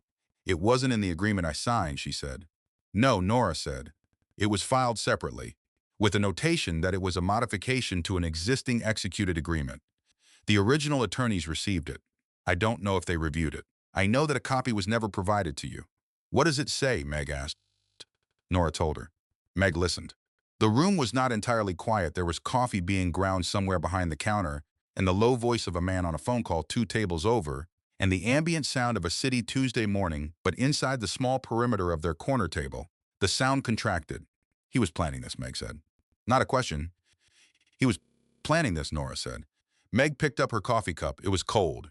She set it back down. She looked at Nora. Why are you doing this? She asked.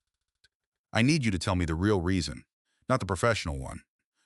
Nora was quiet for a moment. She wrapped both hands around her own cup. She had long, careful hands, nails cut short, a small silver ring on her right index finger that she had been turning since they sat down. I have worked for Conrad Hargrove for 4 years, she said. I have been excellent at my job.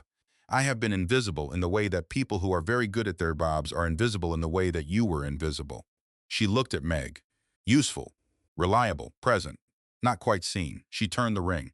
I am 50 months away from vesting in his company's pension structure, she said. I know what this costs me. I have done the math. I have done the math 7 times since the night of the gala. Meg looked at her. I keep arriving at the same answer, Nora said. 50 months of something I do not want is longer than I can stand. The silence between them held everything it needed to hold. They were 2 women who had been made invisible by the same man. One who had been invisible for 5 years and one who had been invisible for 4. One who was leaving and one who was helping her go. There was no name for this kind of solidarity. It was not friendship. They had barely spoken before the gala. It was not alliance exactly, though it functioned as one. It was the specific, wordless recognition of 2 people who have been looking at the same thing from different angles and have, independently, arrived at the same conclusion. I'll make sure my attorney knows where the information came from, Meg said. And what it cost you. Nora nodded. That is all I am asking. She stood. She left the drive on the table. She picked up her coffee cup and her jacket, and she walked out without looking back. And Meg watched her go, and then looked at the small drive on the table and picked it up and held it in her palm. It was lighter than it should have been for what it contained. She drove back to her father's house. In the car alone, she said it out loud to no one. I thought love meant sacrifice, she said. She merged onto the highway. The traffic was moderate. A gray morning. Not erasure, she said. Fletcher had the drive-by end of business. His message arrived at 7:42 that evening. She was at the kitchen table with her father, eating real soup, the kind her father made from scratch, with the good bread, and her phone buzzed once. She picked it up. 3 words. This changes things. She set the phone face down. She picked up her spoon. Good news? Her father asked. Getting there, she said. He nodded. He tore off a piece of bread and set it on the edge of her bowl the way he had been setting bread on the edges of her bowls since she was 7. She ate it. The bread was warm. The soup was good. The kitchen smelled like garlic and thyme and old wood. The twins were quiet. She put one hand on her stomach under the table. Getting there, she told them. Fletcher called her on Wednesday at 9 in the morning. She was already at the kitchen table. She was always at the kitchen table by 7 now. Sleep had reorganized itself into something more like rest interrupted, light, but present. She woke early. She made tea. She worked. The legal pad had a second pad next to it now, both of them dense with her precise small handwriting. The addendum, Fletcher said, without preamble. He had stopped with pleasantries by day 2. She appreciated it. I've had my trust and estate partner review it. I want to walk you through what it means. Walk me through it, she said. He did.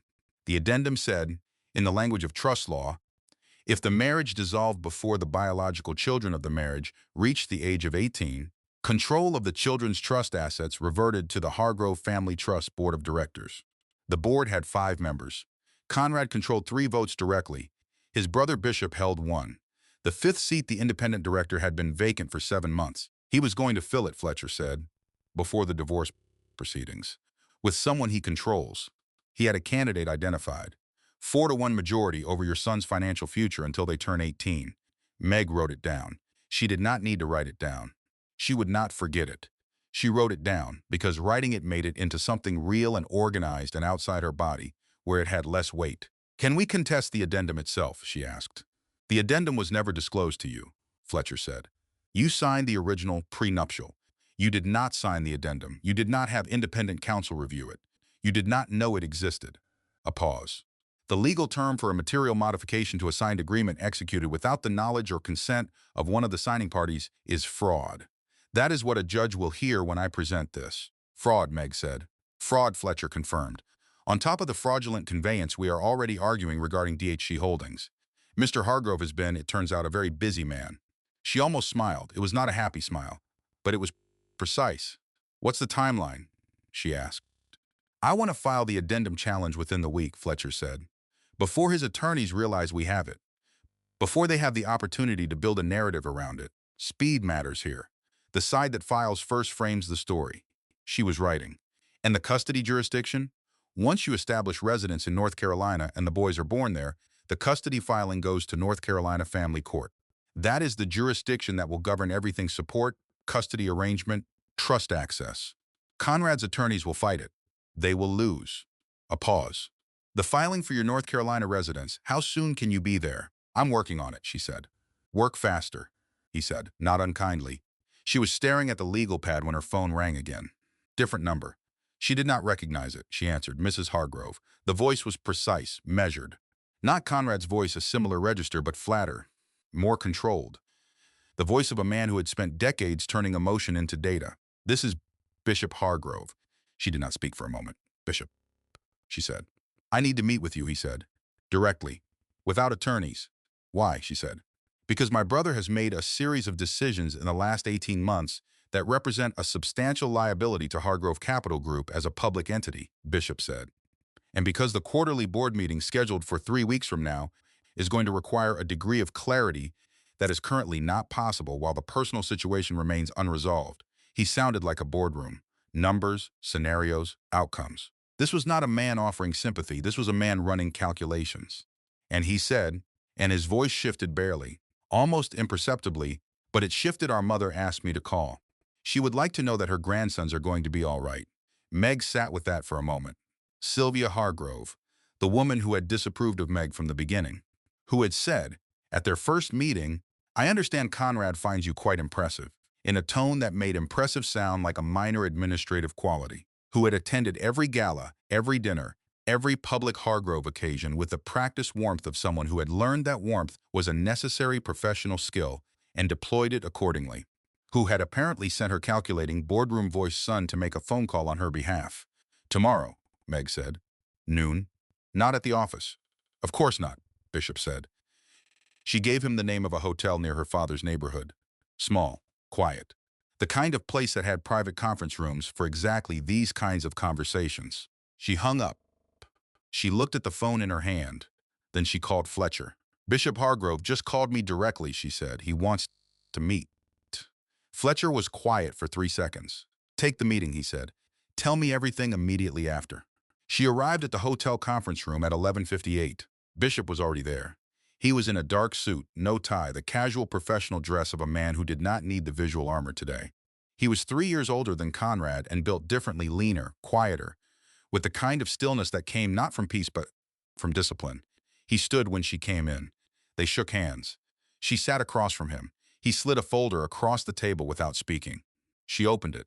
Inside, printed communications, emails between Conrad and another board member, time-stamped over the previous 6 months, discussing the independent director vacancy, discussing specific candidates, discussing, in language that was almost but not quite explicit, the advantage of filling the seat with someone who would vote with Conrad rather than independently. One email, sent 4 months ago, said, once the personal situation is resolved in our favor, the trust board structure will give us full operational authority over the legacy assets until the children reach majority. This is the cleanest outcome. The cleanest outcome. Meg read the email twice. He sent you this? She asked. He sent it to a board member, Bishop said. The board member sent it to me 3 weeks ago. He looked at her. The board member was not comfortable with its contents. Neither am I, Meg said. Neither am I, Bishop said. He said it without emotion, the way he said everything, but the absence of emotion was itself a statement. A man like Bishop Hargrove, who reduced everything to outcomes and scenarios, had looked at what his brother had done and concluded it was unacceptable. Not because of ethics, or not only because of ethics, but because it was the kind of thing that, when it became public, would burn. I have no sentimental interest in my brother's personal decisions, Bishop said. I have a very significant interest in Hargrove Capital's continued reputation as a professionally governed institution. He folded his hands. Your situation, Mrs. Hargrove, and the company's situation are not separate. They are the same situation. What helps you resolve yours cleanly is what helps the company avoid what happens if this resolves uncleanly. Meg looked at him. You're helping me because it helps you, she said. Yes, he said. I am being transparent about that because I think you would prefer transparency to performance. She had not expected that. She had expected calculation. She had expected the performance of concern dressed as business reasoning. She had not expected him to simply tell her the truth of his motivation and leave it there. I do prefer transparency, she said. Good, he said. Then I will be transparent about one more thing. He slid a second document across the table. It was a financial summary. Prepared by an accounting firm she recognized, not Hargrove's usual firm, an outside firm. This is a preliminary valuation of the assets transferred to DHC Holdings, Bishop said. The restructuring. In the context of the prenuptial agreement's Section 14, subsection C, he looked at her. The transferred assets represent approximately 31% of the marital estate as it existed prior to the restructuring. Not the total estate, not the trust itself, but a significant portion of what would have been subject to equitable distribution. 31%. She wrote it down. My attorneys are filing a fraudulent conveyance challenge, she said, and a prenuptial fraud claim based on the addendum. I know, Bishop said. I received the preliminary filing notification this morning. He looked at her steadily. I am not opposing it. I want you to know that. The company is not opposing it. And when the time comes, the board will be taking the position that the independent director vacancy must be filled by an independent candidate with no connection to Conrad. He pushed his chair back. That's all I came to say, he said. He stood. She stood. They shook hands again. He left without speaking further. She sat back down. She sat in the hotel conference room for 20 minutes by herself. He was planning this. Not the affairs happened. People made terrible choices. She had been building a tolerance for the bare fact of the affair. But the planning around it, the trust restructuring, the addendum, the LLC in Delia's name, the independent director vacancy, the cleanest outcome. He had been running parallel tracks for over a year. One track in which he was her husband, the father of her children, the man who held her hand at prenatal appointments and said things she had believed. And one track in which he was dismantling the financial architecture of their marriage, piece by piece. Before she was pregnant, before she was visibly carrying the heirs whose existence would complicate everything. He had done it while she was making coffee for two every morning and choosing gala tablecloths and telling herself the Google searches were just anxiety. She was not angry. She was past the stage of anger. She was in the stage that came after anger. The stage that did not have a common name, but that attorneys knew well, the stage where you stopped having feelings about what was true and started thinking about what to do with it. She picked up her phone. She called Fletcher. She told him everything. Then she drove back to her father's house. She sat in the kitchen. She said out loud to the room, to the afternoon light, to herself, the hardest part is admitting I knew all along. Something was wrong. I knew something was wrong. I told myself it was the pregnancy. I told myself it was stress. I told myself it was me. She looked at the window. That is not a character flaw, she said. That is what gaslighting does. She had been nodding at that sentence for 10 days. She was starting not all the way, but starting to believe it. She opened her laptop. She opened a document. At the top of the document, she typed, "What I know." Then she began to write. Not what she felt, what she knew. The page filled. When it was done, she read it through once. Then she saved it. Then she picked up her phone and she called Rose and she said, "How far along is the Asheville situation?" "Signed the lease this morning," Ross said. "In your maiden name, 3 bedrooms, a porch, mountains." "Good," Meg said. She closed the laptop. She stood. She went to the window. The maple tree was there. The yard was there. The particular quality of late afternoon light in October was there, low and gold and unambiguous. She stood at the window for a long time. She was not afraid, she realized. She was something else entirely. She was ready. The legal pad had 5 pages now. She had filled them between 7 and 10 in the morning, sitting at her father's kitchen table with the second cup of decaf going cold beside her. The handwriting was small and precise and organized by category the way she used to organize discovery requests when she was practicing. Not by urgency, by sequence. What needed to happen first? What needed to happen second? What could not happen until the first 2 things were done? She had been a very good attorney. She had not thought about that in years. Conrad had not asked her to stop thinking about it. He had simply over time created a world in which it was irrelevant. A world in which she was needed for other things. Better things, he had implied. More significant things, the foundation, the galas, the charitable work that bore his family name. She had told herself she had chosen this. She had believed she had chosen this. She crossed the first item off the list. Medical transfer, done.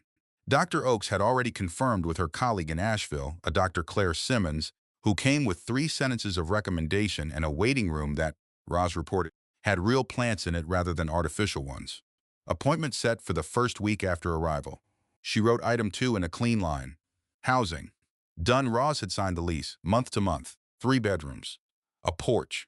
A view of something green that Roz had described as genuinely restorative, which was exactly the kind of description Roz used when she meant something without wanting to oversell it. Item 3. Financial. Fletcher's team had filed the preliminary motion to freeze the trust restructuring. A separate motion for temporary support during the proceedings was pending a hearing.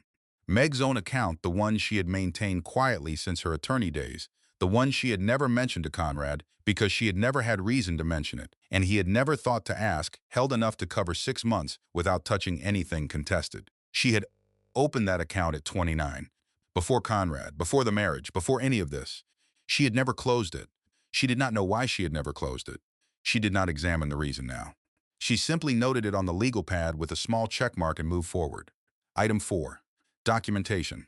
The twins' birth certificates would be filed in North Carolina. Their legal address, their jurisdiction, their home. Fletcher had confirmed the process. Dr. Simmons would be the attending physician of record. The state filing was straightforward. Item 5. Departure. Before dawn. Without notice. Without confrontation. Not because she was afraid of Conrad. She was not afraid of Conrad. She wanted to be clear about that, at least to herself.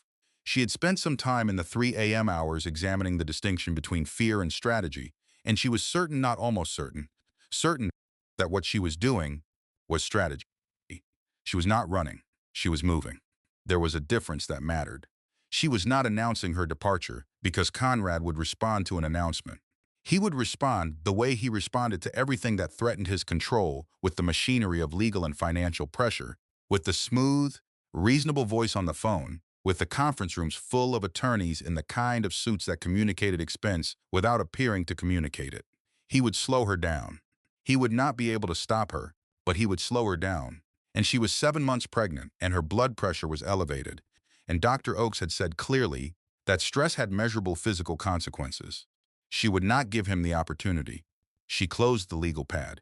She sat for a moment in the quiet kitchen. Then she got up and went to the back of the hallway, where the hall closet held the specific archaeology of her childhood home winter coats, a broken umbrella, her father's old golf bag, 3 board games missing pieces, and, on the top shelf, the duffel bag she had used through 4 years of college and 2 years of law school.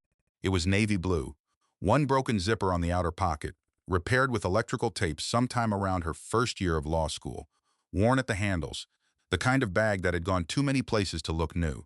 She took it down. She carried it to the bedroom. She set it on the bed. She opened her dresser. Her father had kept the same dresser, her things still in the same drawers, and she began, methodically, to pack. Not the rolling Rimowa luggage from the penthouse, which she had not gone back for and would not go back for. This bag, this specific bag, she packed what she needed. She did not pack what was decorative. She did not pack the things Conrad had bought.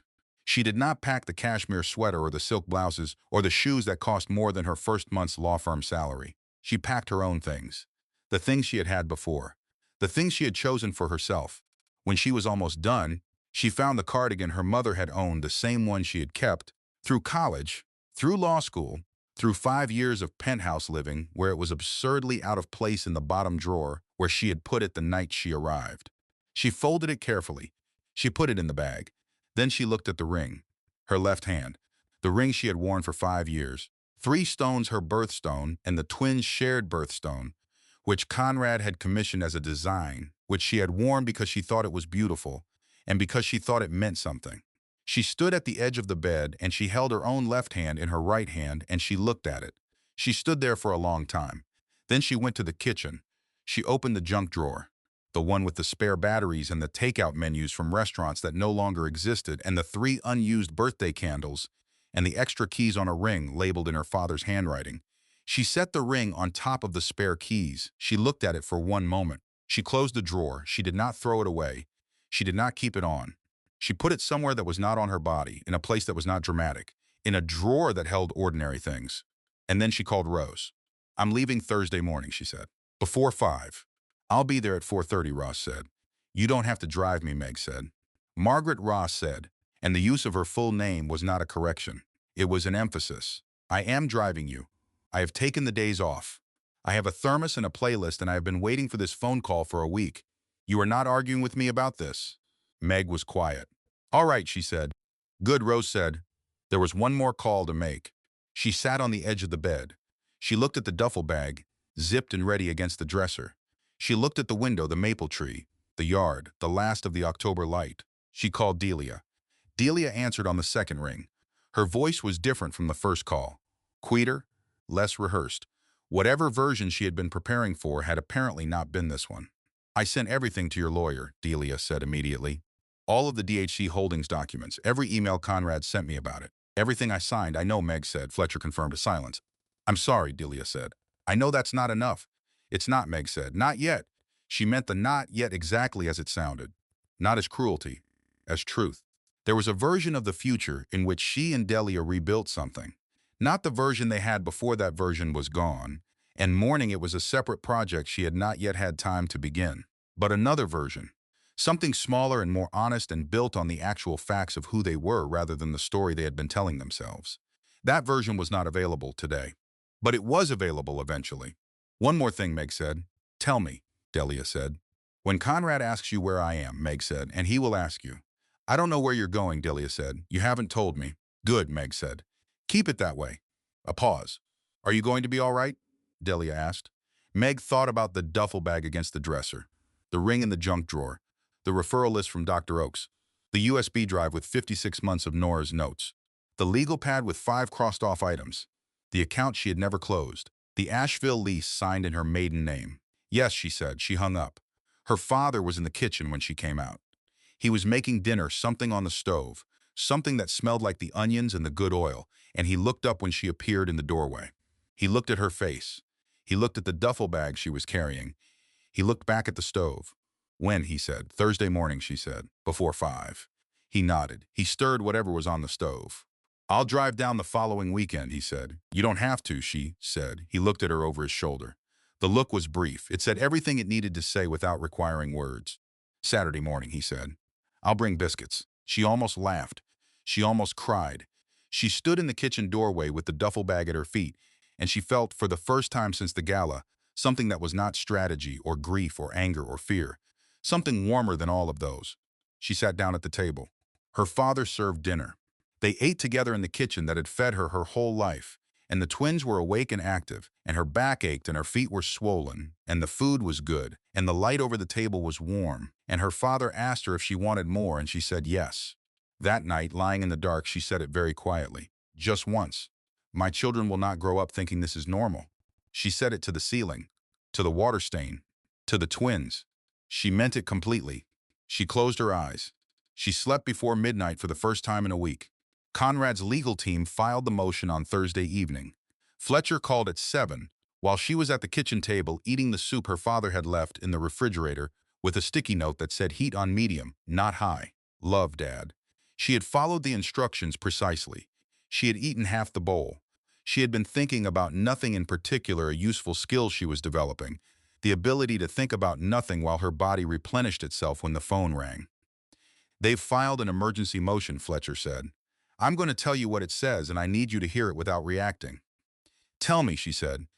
They're claiming that your relocation constitutes an attempt to deprive the Hargrove Family Trust of its primary beneficiaries. She set her spoon down. They're arguing, Fletcher continued, that because the boys are the designated heirs to the trust, your decision to establish residence in another state without the consent of the trust's primary administrator, Conrad, constitutes an interference with the trust's legal interests. Meg was quiet. That is not a legal argument, she said. It is not a strong legal argument, Fletcher said. It is a pressure tactic dressed in trust law terminology. His attorneys are smart people doing a mediocre thing because their client asked them to. They are hoping you will respond emotionally. Call him directly. Make contact. Say something that becomes useful to them. I'm not going to do that, she said. I know, he said. Here is what I need from you. Don't move before Saturday. I have an emergency response hearing scheduled for Friday morning.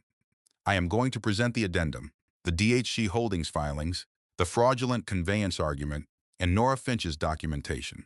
I am going to present these things to a judge who will then hear that this man filed an emergency motion to prevent his 7 months pregnant wife from choosing her own place of residence. He paused. Judges do not love that story. What time Friday, she asked. 9 in the morning, he said. I don't want you in the room. She opened her mouth. I know, he said, before she could speak. I know you want to be there. The answer is no. The visual of you responding to an emergency injunction filed by a billionaire plays differently when you are present versus when you are somewhere safe and routine. Go to your prenatal appointment. Go to the grocery store. Go somewhere on the record that communicates exactly what kind of woman you are and exactly what kind of motion this is. She thought about it. My prenatal appointment is Friday at 2, she said. Perfect, he said. Go to your prenatal appointment. She went to her prenatal appointment. She sat in the waiting room at 5 minutes to 2, the loose armchair by the window, the magazine she did not read, Claudia at the front desk giving her the warmer smile. And today the warmer smile had something else in it, something that looked like pride, though Meg did not know how Claudia could have anything to be proud about on her behalf. Perhaps it was simpler than pride. Perhaps it was just recognition. The hearing lasted 40 minutes. She did not know this until afterward, but she reconstructed it from what Fletcher told her and what she would later read in the court record. 40 minutes. Fletcher presented. Conrad's attorneys presented. The judge, a woman in her early 60s, whom Fletcher described afterward only as precise, asked several questions, all of them directed at Conrad's team. The questions were not friendly. At 11:17 in the morning, the order came through. The motion was denied. Margaret Hargrove was permitted to establish residence in any jurisdiction of her choosing. The twin boys' legal jurisdiction would be determined at birth by the location of that birth. Fletcher's text arrived while she was still in the waiting room, 3 minutes before her name was called. Slow as smooth. She looked at the phone. She looked at the other women in the waiting room, the young woman with the first pregnancy, different one today, earlier along, wearing a striped shirt and looking slightly green around the edges, an older woman, late 30s, reading a novel with genuine absorption, a woman her own age alone, looking at nothing with the focused expression of someone doing internal arithmetic. She put the phone in her bag. She typed back, Saturday morning. 4:30. Fletcher replied immediately, I'll file the custody jurisdiction paperwork Friday afternoon. Ready before you arrive. She put the phone away. She looked at her stomach. We're going, she said very quietly. The woman next to her, the one doing internal arithmetic, glanced over. Sorry, Meg said, talking to myself. The woman smiled. The smile was the easy, momentary solidarity of a waiting room. Then she looked back at the wall and resumed her arithmetic, and Meg resumed her quiet, and they sat beside each other. Two strangers with nothing in common and everything in common, waiting to hear that the people they were responsible for were all right. Conrad called that afternoon. She was driving back to her father's house. The phone rang through the car speakers, and his name appeared on the dashboard display, and she looked at it the way you look at a thing you have been expecting and are still not entirely prepared for. She let it ring, 4 rings. 5-6. She turned into her father's street. 7-8. She parked. 9-10 voicemail. She sat in the car. She looked at the porch light, which was on, which it always was when she was expected. She looked at the maple tree in the yard, which was losing its leaves now. October becoming November. The world continuing its rotations without consulting anyone about timing. She did not go inside immediately. She sat in the car for 15 minutes. That evening, in the kitchen, after dinner her father had made rice and the good chicken, the way he had made it her whole life, with a specific herb combination she had never successfully replicated in the penthouse kitchen. Despite 2 attempts, she stood at the sink, rinsing the plates, and she said it aloud. To the window, to the dark backyard, to the maple tree she could barely see in the porch light. I stayed quiet for years, she said. The water ran over her hands. Warm. Ordinary. I am done being quiet. She turned off the water. She dried her hands on the dish towel that had hung on that hook since before she could remember. She went to the living room. Her father was in his chair, the nature documentary on low. She sat on the couch. Neither of them spoke. The documentary showed something moving through tall grass, something patient and purposeful. She watched it for a while. Then she went to bed. She was asleep by 10. She woke at 4:15 before her alarm. She lay in the dark for 10 minutes. Then she got up. She played it at 8 in the morning. Standing in the kitchen in her socks, the duffel bag already by the front door, her father's coffee made and waiting in the pot for when he woke up. She had waited 12 hours. She pressed play and put the phone face up on the counter and listened. Conrad's voice filled the kitchen. It was measured. It was calm. It was the voice of a man who had thought carefully about what he was going to say and had arrived at what he believed was the best possible version of it. "Meg," he said, "I think we should talk. Directly. Without attorneys involved on either side. Just the two of us." A pause. Precisely placed. The pause of a man who had learned that silence in the right position communicated sincerity. "I understand that the gala was handled badly. That's on me. I take responsibility for the way it happened. You deserve to hear things privately from me before it became public. That was wrong. I'm not going to pretend otherwise." Another pause. "What I need you to understand is that whatever happens between us, whatever we work out, these boys are Hargroves. They have a legacy, a trust, resources that exist specifically to protect them, and that I have spent considerable effort structuring correctly. I don't want this to become a fight that hurts them." The voice was warm now, reasonably warm. Warm in the calibrated way of a man who had learned that warmth deployed carefully was more effective than warmth offered freely. "I know you don't want that either. We both want what's best for them. We agree on that." A final pause. "Call me back," he said. "Please." She played it again. She stood at the counter, and she listened to it a second time with the particular attention she had once brought to opposing counsel's opening arguments, not for what was said, but for the shape of what was not said, the omissions that told you more than the inclusions. He did not say "I love you." He did not say "I'm sorry for the affair." He did not say Delia's name. He did not say "I was wrong." He said "it was handled badly." As if the affair itself, 14 months, a pregnancy, a company in her sister's name, a fraudulent addendum, was a neutral event that had simply been announced improperly. As if the wrong thing was the announcement, and not the fact of the thing announced. He said "I have structured things correctly." Passive construction. No acknowledgement that the structuring had been designed specifically to disadvantage her and advantage him. The structuring was presented as a benevolent act performed for the children's benefit. He said "we agree on that, we." As if they were still a unit. As if the word "we" could do that work. She picked up the phone. She opened the voice memo app. She pressed record. "I noticed," she said, "that he did not say he was wrong about what he did. He said he was wrong about how it was announced. Those are different things. I noticed that he used the word legacy 3 times in under a minute. I noticed that he mentioned the trust before he mentioned the boys. I noticed that he used the word we as if that word still means something between us." She paused. "I noticed that he did not say 'I love you.' Not once. Not in a message designed to make me call him back." She looked at the window. "That is because he does not want me back," she said. "He wants me manageable. He has always wanted me manageable. Manageable women do not file for divorce in North Carolina. Manageable women do not have attorneys who know about addendums. Manageable women call back." She paused. "I am done being manageable." She stopped the recording. She listened to it once to make sure it was clean. Then she sent it to Fletcher with a text that said, "In case it's useful." Fletcher replied 4 minutes later, "Perfect. Keep everything." She set the phone on the counter. She stood in her father's kitchen one more time and she looked at it. The chip in the corner of the table, the junk drawer, the dish towel on the hook, the coffee maker that had lived on the same counter since 1994, the window with the view of the maple tree, now half bare, the leaves turning the particular copper gold of late October. She had grown up in this kitchen. She had sat at that table through homework and heartbreaks and Sunday mornings and the slow, ordinary accumulation of a life. She had learned what a kitchen was for in this room. Not just food, not just function.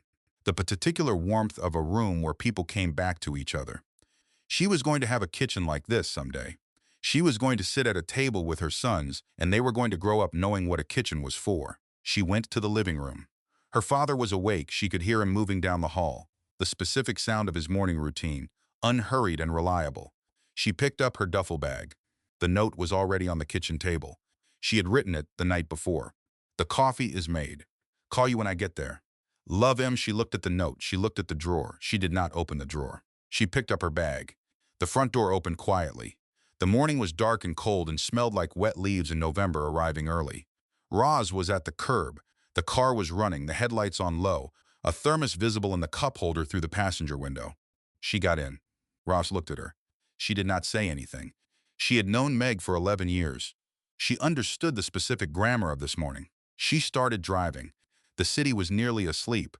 4:43 in the morning, the particular quiet of a city that had not yet remembered to be loud. They moved through it in the dark, past the building where she had practiced law, past the restaurant where Conrad had proposed on a September evening 4 years ago, when she was 30 and in love and had not yet begun to shrink, past the hospital where she had first heard two heartbeats. She watched it all through the window. She did not feel sad. She did not feel triumphant. She felt something larger and quieter than either of those things. Something that did not have a common name, but that she recognized. In the way you recognize something you have been moving toward for a long time, without knowing it, the specific feeling of a woman who has stopped moving towards someone else's life and started moving toward her own. At the highway entrance, Roz turned on the radio. "Music or quiet?" she asked. "Music," Meg said. Roz found something good, something with a forward momentum to it, something that did not ask anything of the listener except to let it move. She turned it up slightly. They drove south. The city fell away behind them. The sky began to suggest the possibility of light. Somewhere far below the horizon, the highway opened up. The traffic was minimal, a few trucks, a few early commuters, the ordinary machinery of a world going about its business. Meg looked at the road ahead. She had one more thing to say. Not to Rose, not to Fletcher, not to anyone who would respond or worry or file something. She said it quietly, to the twins, to the dark highway, to the version of herself she was driving toward. "I do not need to be saved," she said. Ross glanced at her, did not comment. "Turn the music up one more notch." "I need to save myself," Meg said. She leaned back in the seat. She closed her eyes. Somewhere in New Jersey, without deciding to, she fell asleep. She woke in Virginia. The sky outside the window was doing something extraordinary, not quite sunrise, not yet, but the night had loosened its grip and the horizon was beginning to understand that morning was coming. A pale gray. Then the faintest possible suggestion of something warmer. She lay against the passenger seat in the particular confusion of someone waking in an unfamiliar position in a moving car, and for 3 full seconds she did not know where she was or what day it was or what she was driving toward. And then she knew. And for the first time in 2 weeks, the knowing did not arrive like a blow. It arrived like a destination. Right. "This is where I'm going." She sat up slowly. Her back ached in the specific way of late pregnancy and long car rides. Baby A was making his presence known against her left ribs. Baby B was quieter, which meant he was either sleeping or conserving energy for something emphatic later. She looked at Rose. Ross was drinking from the thermos, one hand on the wheel, watching the road with the focused calm of someone who had been driving long enough to stop thinking about driving. "Good morning," Ross said. "Where are we?" Meg said. "Outside Fredericksburg," Ross said. "About 40 minutes to the Virginia-North Carolina line." Meg stretched as much as the car would allow. She looked out the window. The trees along the highway were different from the ones she was used to, taller, darker, older somehow, the particular quality of Eastern Virginia forests that suggested they had been there long before the highway and would be there long after. The light was changing. She watched it change. Ross stopped for gas in a small town whose name she did not catch, a gas station on a state road, the kind with a country store attached, the kind that had a handwritten sign in the window advertising something seasonal. She got out to stretch. The air was different here. Colder, but a different kind of cold, cleaner. It carried something pine, she thought, and damp earth, and the particular freshness of air that had not recently been near a great deal of traffic. She stood beside the car and tilted her face up. The sky was doing it in earnest now, pink at the edges, gold where the pink faded into something higher. The particular violence of a beautiful sunrise on a morning when you have been awake since 4 and are 7 months pregnant and standing in a gas station parking lot in Virginia. Baby A kicked. Baby B answered. She laughed out loud in the parking lot to no one. A real laugh, not the depleted surprise laugh of the service corridor, not the complicated laugh of her father's kitchen. This was a different laugh entirely. The kind that came from somewhere she had thought was temporarily unavailable. Ross came out of the station with 2 bottles of water and looked at her. "What?" Ross said. "Nothing," Meg said. "Everything." Ross looked at her for a moment, really looked, the way Rose had always looked, with the particular attention of someone who did not bother with the polite surface reading, and then she smiled. Not the fixing smile, not the worried smile, just the smile of a person who was glad to see someone be all right. They got back in the car. They crossed into North Carolina at 8:30. The mountains appeared before she expected them. She had been watching the landscape change, the hills growing more pronounced, the trees thickening, the road beginning to wind where it had been straight, and then, around a particular curve, there they were. Blue, layered. The particular quality of the southern Appalachians, which was different from any other mountains she had seen. Not dramatic peaks, something older. Softer in shape, but enormous in presence. The kind of mountains that looked as though they had been there long enough to develop an opinion about the people passing through. She looked at them for a long time. She did not say anything. Roz did not say anything either. They drove. They arrived in Asheville at 9:22. The town was already awake a Saturday, the streets moving with the easy commerce of a weekend morning, coffee shops with their doors open, a farmer's market visible down a side street, people walking dogs and pushing strollers and carrying paper bags. Ordinary. Completely ordinary. She had not felt that word in 2 weeks. The house was on a quiet street that ended in a cul-de-sac. 3 bedrooms. A front porch. The furnished rental that Ross had described as genuinely modest and clean, which was accurate neutral furniture, clean linens, good light. Nothing personal. Nothing that had been chosen for anyone in particular, which meant it could be chosen by her. She stood in the kitchen doorway. The kitchen had a window over the sink. The window looked out at a backyard. In the backyard there was a maple tree. She stood there and she looked at it for a long time. "Ross," she said. "I saw it," Ross said from behind her. "I thought you'd want to know I saw it." Meg stood in the kitchen doorway. She looked at the maple tree. It was smaller than her father's younger, planted more recently, its trunk still narrow, but it was there. It was in the backyard. It was the same particular kind of tree. She picked up her phone. She called her father. He picked up on the first ring. He had been awake. She could tell his voice had the quality of someone who had been awake since before she left and had simply been waiting for this call. "I'm here," she said. A silence. The particular silence of a man who was not going to let himself be audible about what he was feeling. "The coffee was very good," he said. She laughed again. 2 laughs in one morning. 3 if she counted the parking lot. She hadn't known she still had this many laughs in her, and the counting of them felt like something worth noting. "I'll call you tonight," she said. "I'll be here," he said. "Drive safe. I'm already there, Dad." "I know," he said. "Drive safe anyway." She hung up. Roz had taken the bags inside while she was on the phone. She came back to the kitchen doorway and leaned against the frame and looked at Meg. "Hungry," Ross said. "Starving," Meg said. "I saw a place 2 streets over," Ross said. "Looked decent. Real eggs." "Let's go," Meg said. They locked the house. They walked 2 streets over in the November Asheville morning, past houses with front porches and yards that still had something growing in them, past a neighbor who waved without knowing either of them, past a dog being walked by a small child who was very seriously committed to the task. The restaurant had booths along the window and a chalkboard menu and the kind of coffee that arrived in a big ceramic mug without anyone asking what size. Meg ordered eggs and toast and orange juice, and she ate all of it sitting across from Roz in the morning light, and they talked not about Conrad, not about the legal proceedings, not about the next thing that needed to happen. They talked about the drive, and the mountains, and the farmer's market they had passed, and whether Roz's new apartment in the city was going to work out given the ceiling situation she'd been complaining about since August. Ordinary things, the best possible things. Afterward, walking back, Meg stopped on the sidewalk. She just stopped. She stood on the sidewalk in Asheville, North Carolina, in November, 7.5 months pregnant, and she looked up at the sky blue today, actual blue, the kind that only happened at altitude, and she felt something settle in her chest. Not peace exactly. Peace was too still a word for something still in motion, something more like alignment. The specific feeling of a person who has, after a significant period of being arranged around someone else's life, begun to orient around her own. She took a breath. She had one more thing to say. She said it to the mountains visible at the end of the street, to the sky, to the twins who were both awake now, both making their presence known. "This is the beginning," she said. Not the end, the beginning. She meant it in a way she had not fully meant it before, when she had said it as something she was telling herself. She meant it now the way you mean something you know, rather than something you are working to believe. This was the beginning, and she was ready for it. 22 days later.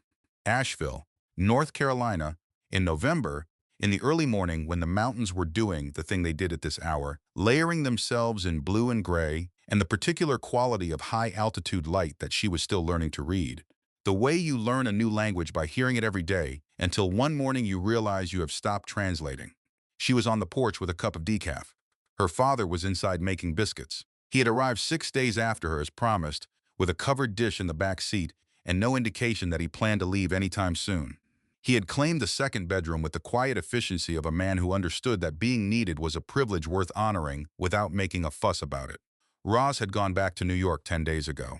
She had stood on the same porch with her rolling bag at 7 in the morning, and she had looked at Meg and she had said, "You're going to be fine," not as reassurance but as observation, the way Rose stated things she had already verified. "I know," Meg had said. "Call me when it starts," Ross had said. "You'll be the second call," Meg had said. "Who's first, my father?" "Acceptable," Ross said. In those 22 days, the following had occurred. Fletcher's challenge to the prenuptial addendum had been accepted by the court for a formal fraud hearing, scheduled for the coming spring. The judge, a different judge than the one who denied the injunction, but a judge who had apparently read the injunction denial with interest, used the word concerning 3 times in her preliminary notes regarding the addendum's undisclosed nature.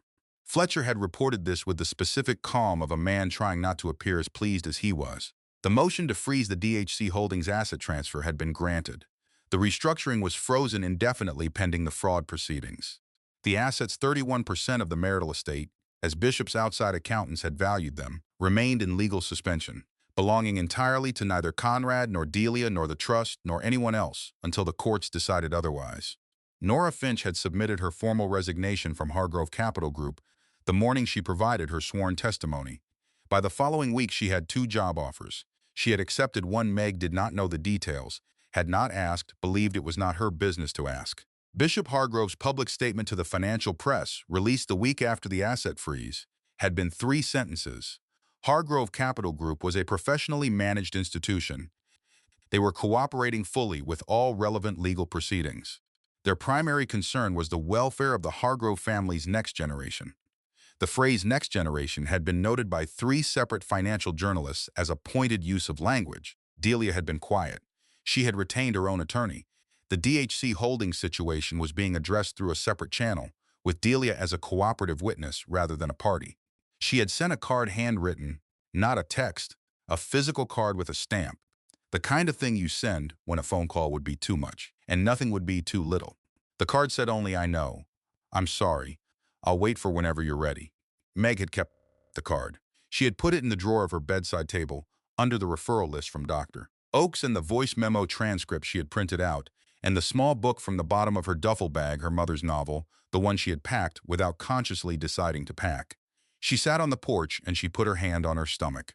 The twins were 10 days from their due date, according to Dr. Claire Simmons, who had turned out to be exactly the kind of physician Dr. Oakes had implied she would be: precise, warm, with a direct manner that communicated competence without communicating coldness. She had reviewed Dr. Oakes's notes with the thoroughness of someone who intended to know everything before she needed to know it. And she had told Meg on the first appointment, "You are doing well. Both of them are doing well. The stress indicators have decreased significantly since your previous physician's notes. Whatever you changed, it was the right thing to change." Baby A was in position. Baby B was following his brother's lead, which she had started to understand was his nature. She was ready. The porch smelled like coffee from inside her father's real coffee, the good kind, which she could smell but could not yet drink, and pine from the tree at the edge of the yard, and the specific cool clean of mountain November air, which was different from any air she had breathed before coming here. She had started to love this air. She had started to love this porch. She had started to love the way the mountains looked at dawn, the way they shifted through their blues in the hour before full light, patient and enormous and utterly indifferent to the particular dramas of the people living at their feet. Her phone buzzed on the armrest. "Fletcher," she answered. "Good morning," he said. "Tell me," she said. "The prenuptial fraud challenge," he said. "The judge has issued a preliminary ruling. She finds sufficient grounds to proceed to full hearing. She also issued a statement, and I want you to hear this exactly as she wrote it." A pause. She wrote, "The court finds troubling the circumstances under which the addendum was filed, reviewed, and withheld from the co-signatory of the original agreement. The pattern of conduct alleged, if proven, represents a deliberate subversion of the foundational principle of informed consent in contract law." Meg closed her eyes. She sat with it. "Deliberate subversion," she said. "In a preliminary ruling," Fletcher said. "From a judge who does not use words carelessly." "What does it mean practically?" she asked. "It means," Fletcher said, "that the fraudulent conveyance case, the addendum challenge, and the custody jurisdiction filing are all moving forward from a position of considerable strength. It means Conrad's attorneys are going to push very hard for a settlement offer before the spring hearing." A pause. "It also means they are going to push very soon. And when they do," she said. "You tell me what you want," he said. She thought about this. She looked at the mountains. She thought about what she wanted. Not what was satisfying to imagine. Not what would constitute a clean victory in the narrative of the last month. What she actually wanted, for the actual future of the actual people who would be affected by her answer. "I want the boys' trust interests secured and independently administered until they're 18, she said, "with an independent director appointed by the court. not by Conrad. I want the DHAC Holdings assets returned to the marital estate for equitable division. I want support established at a level appropriate to the estate.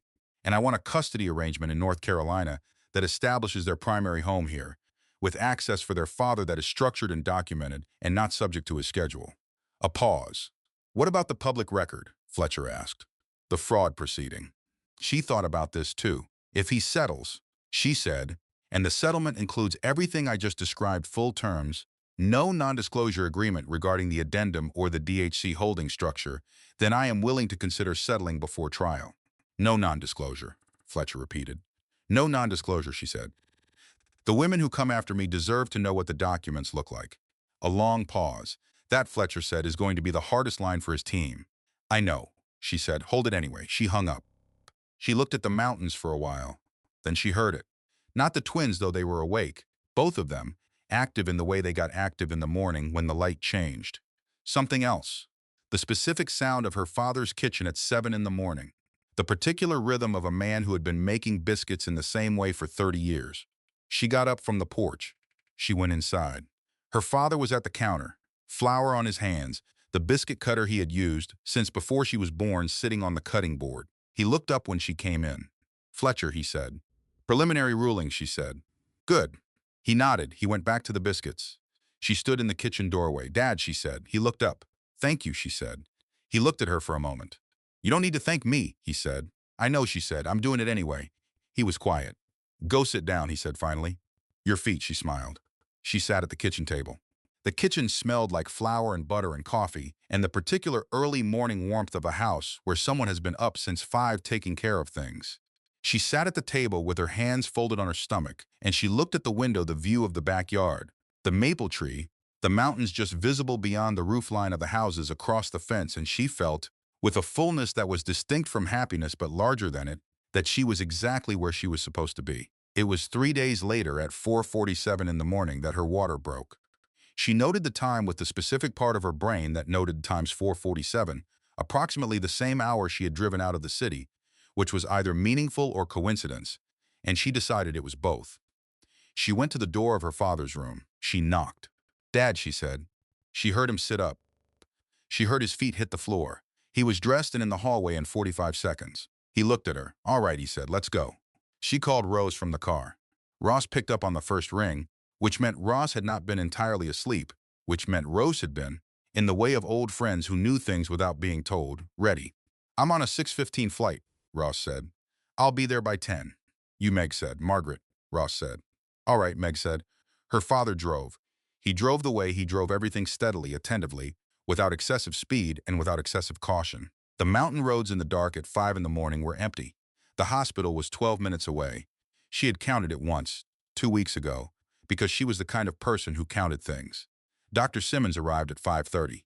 She reviewed everything with the thoroughness that was her professional signature, and she looked at Meg and she said, "You're doing very well. Both of them are in excellent position.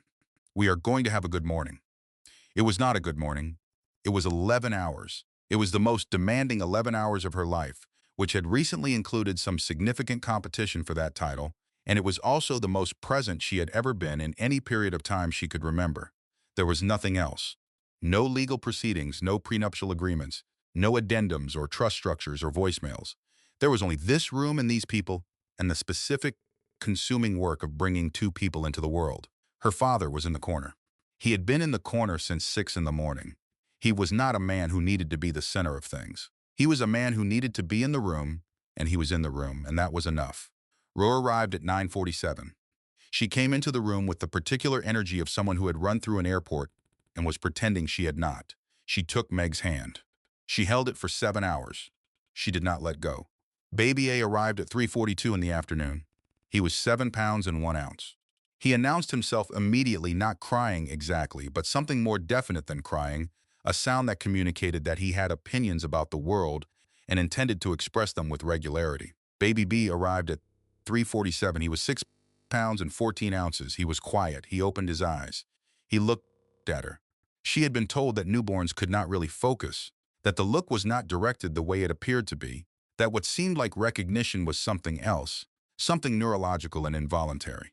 She had read this. She had believed it. She did not believe it now. He looked at her, he knew. She held them one in each arm, the weight and warmth of them astonishing and specific and entirely real. She had known them by their rhythms for months.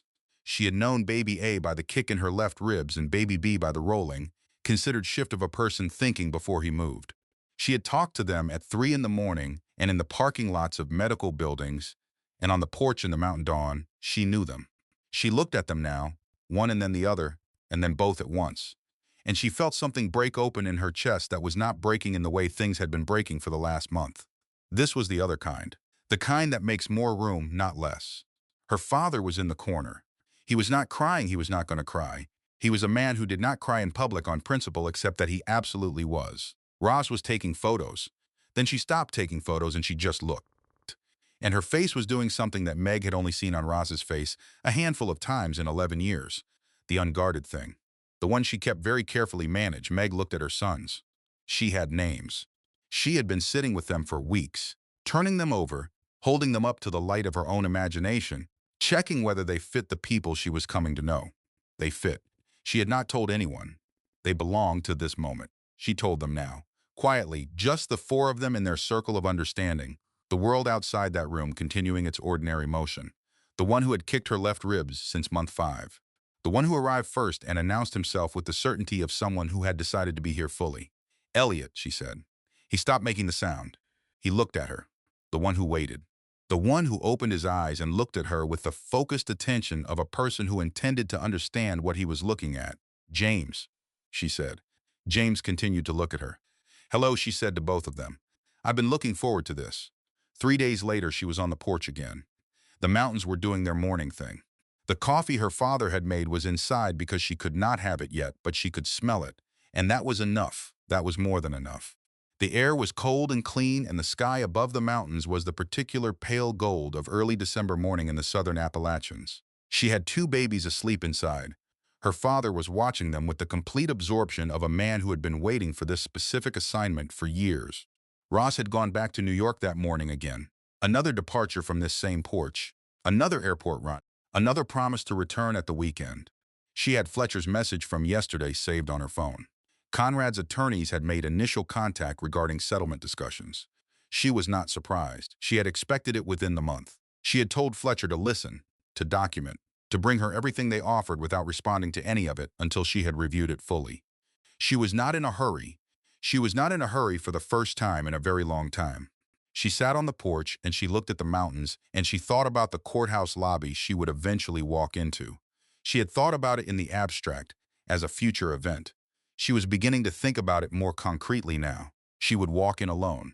Not because she was without support, she had more support now than she had known she had 2 months ago, but because she wanted to walk through that door as herself. Not as Conrad Hargrove's wife. Not as the plaintiff, the wronged party, the woman in the story. As Margaret Calloway, who had been an attorney for 6 years and had understood legal arguments before she had understood almost anything else about the world, who had spent 5 years making herself smaller and had spent the last month carefully, methodically, deliberately reconstructing her full size. She wanted to walk through that door in that size. She would.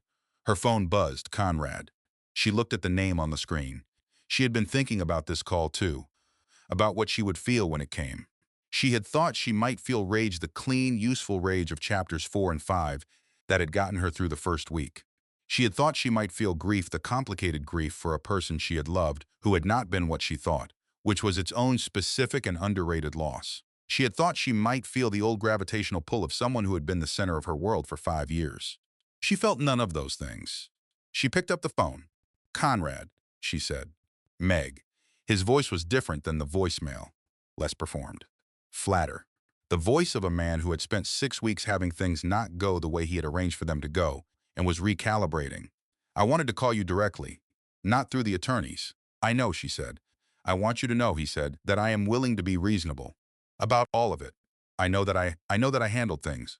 Conrad, she said. He stopped. You handled things the way you handle everything, she said. You built a structure. You arranged the parts. You made a plan and you executed it, and you did not ask me because asking me was not part of the structure. She looked at the mountains. I understand that now. I didn't for a long time. I told myself it was something else. But I understand it now. A silence. Meg, he said. My attorney will be in contact about the settlement discussion, she said. There will be conditions. They are non-negotiable. Fletcher will explain what they are. She paused. But I want to tell you directly, as a courtesy because I was your wife for 5 years, and I still have that much that the condition regarding public disclosure of the addendum is firm. I am not signing anything that prevents other people from seeing what that document looks like. A long silence. She could hear him breathing. She could hear underneath the breathing the specific quality of a man encountering something he had not arranged for. That's going to be difficult, he said. I know, she said. Meg, he said, and his voice was different again. Something underneath the strategic layers. Something she recognized as the voice she had fallen in love with, which was also, she had come to understand, the voice he used when he needed something and performance was his best tool. We had something. For a long time, I want you to know I know that. She sat with it. She let it land. She did not deny it. She had loved him. She had loved the version of him she had known, or the version of him she had constructed from the materials available. The love had been real. The marriage had been real. The good years had been real, as far as she had been able to experience them. None of that changed what he had done. Yes, she said, we did. She looked at the mountains. Take care of yourself, Conrad, she said. She ended the call. She sat on the porch. The mountains did not move. The light continued to shift in its slow, patient way. A bird she did not know the name of landed on the porch railing and looked at her with the frank assessment of a small creature who had decided she was not a threat. She looked back at it. From inside the house, she heard her father's voice, low, warm, the voice he used when he was talking to something too young to understand words but old enough to understand tone. She heard Elliot's sound, the one she was already learning to distinguish, the small, insistent sound of a person with opinions about the current situation. She heard James, quieter, patient. She smiled. She stood. She went inside. Her father was standing in the living room with Elliot on his forearm, the baby hold, the one that worked, and Elliot had stopped making his sound and was looking up at his grandfather with the focused consideration of someone gathering data. James was in the bassinet, eyes open, looking at the ceiling with the same focused consideration. They were both doing it, the looking, the attending, as though the world were a problem they intended to solve by paying very close attention to it. She stood in the doorway. She looked at them. She thought about the courthouse lobby, coming. She thought about the settlement discussions, coming. She thought about the hearings and the rulings and the long procedural work of legal proceedings that would continue for months, possibly years, and that she was entirely prepared to see through to the end. She thought about this morning, this specific morning, the mountains and the bird and the coffee smell and the porch and the sound of her son's and her father's voice. She thought about the junk drawer in her father's kitchen in the city with the ring in it, sitting on top of the spare keys. She did not think about the ring with grief. She thought about it the way you think about something you set down deliberately, knowing you were setting it down, knowing the setting down was the right choice even though the weight of it was real. She stepped into the living room. Her father looked up. He transferred Elliot to her arms with the practiced ease of a man who had been holding babies since before she was old enough to remember. Elliot looked at her. He had the look, the very direct, very present look that she had already come to understand was specific to him. The look that said, I see you and I have things to say about it.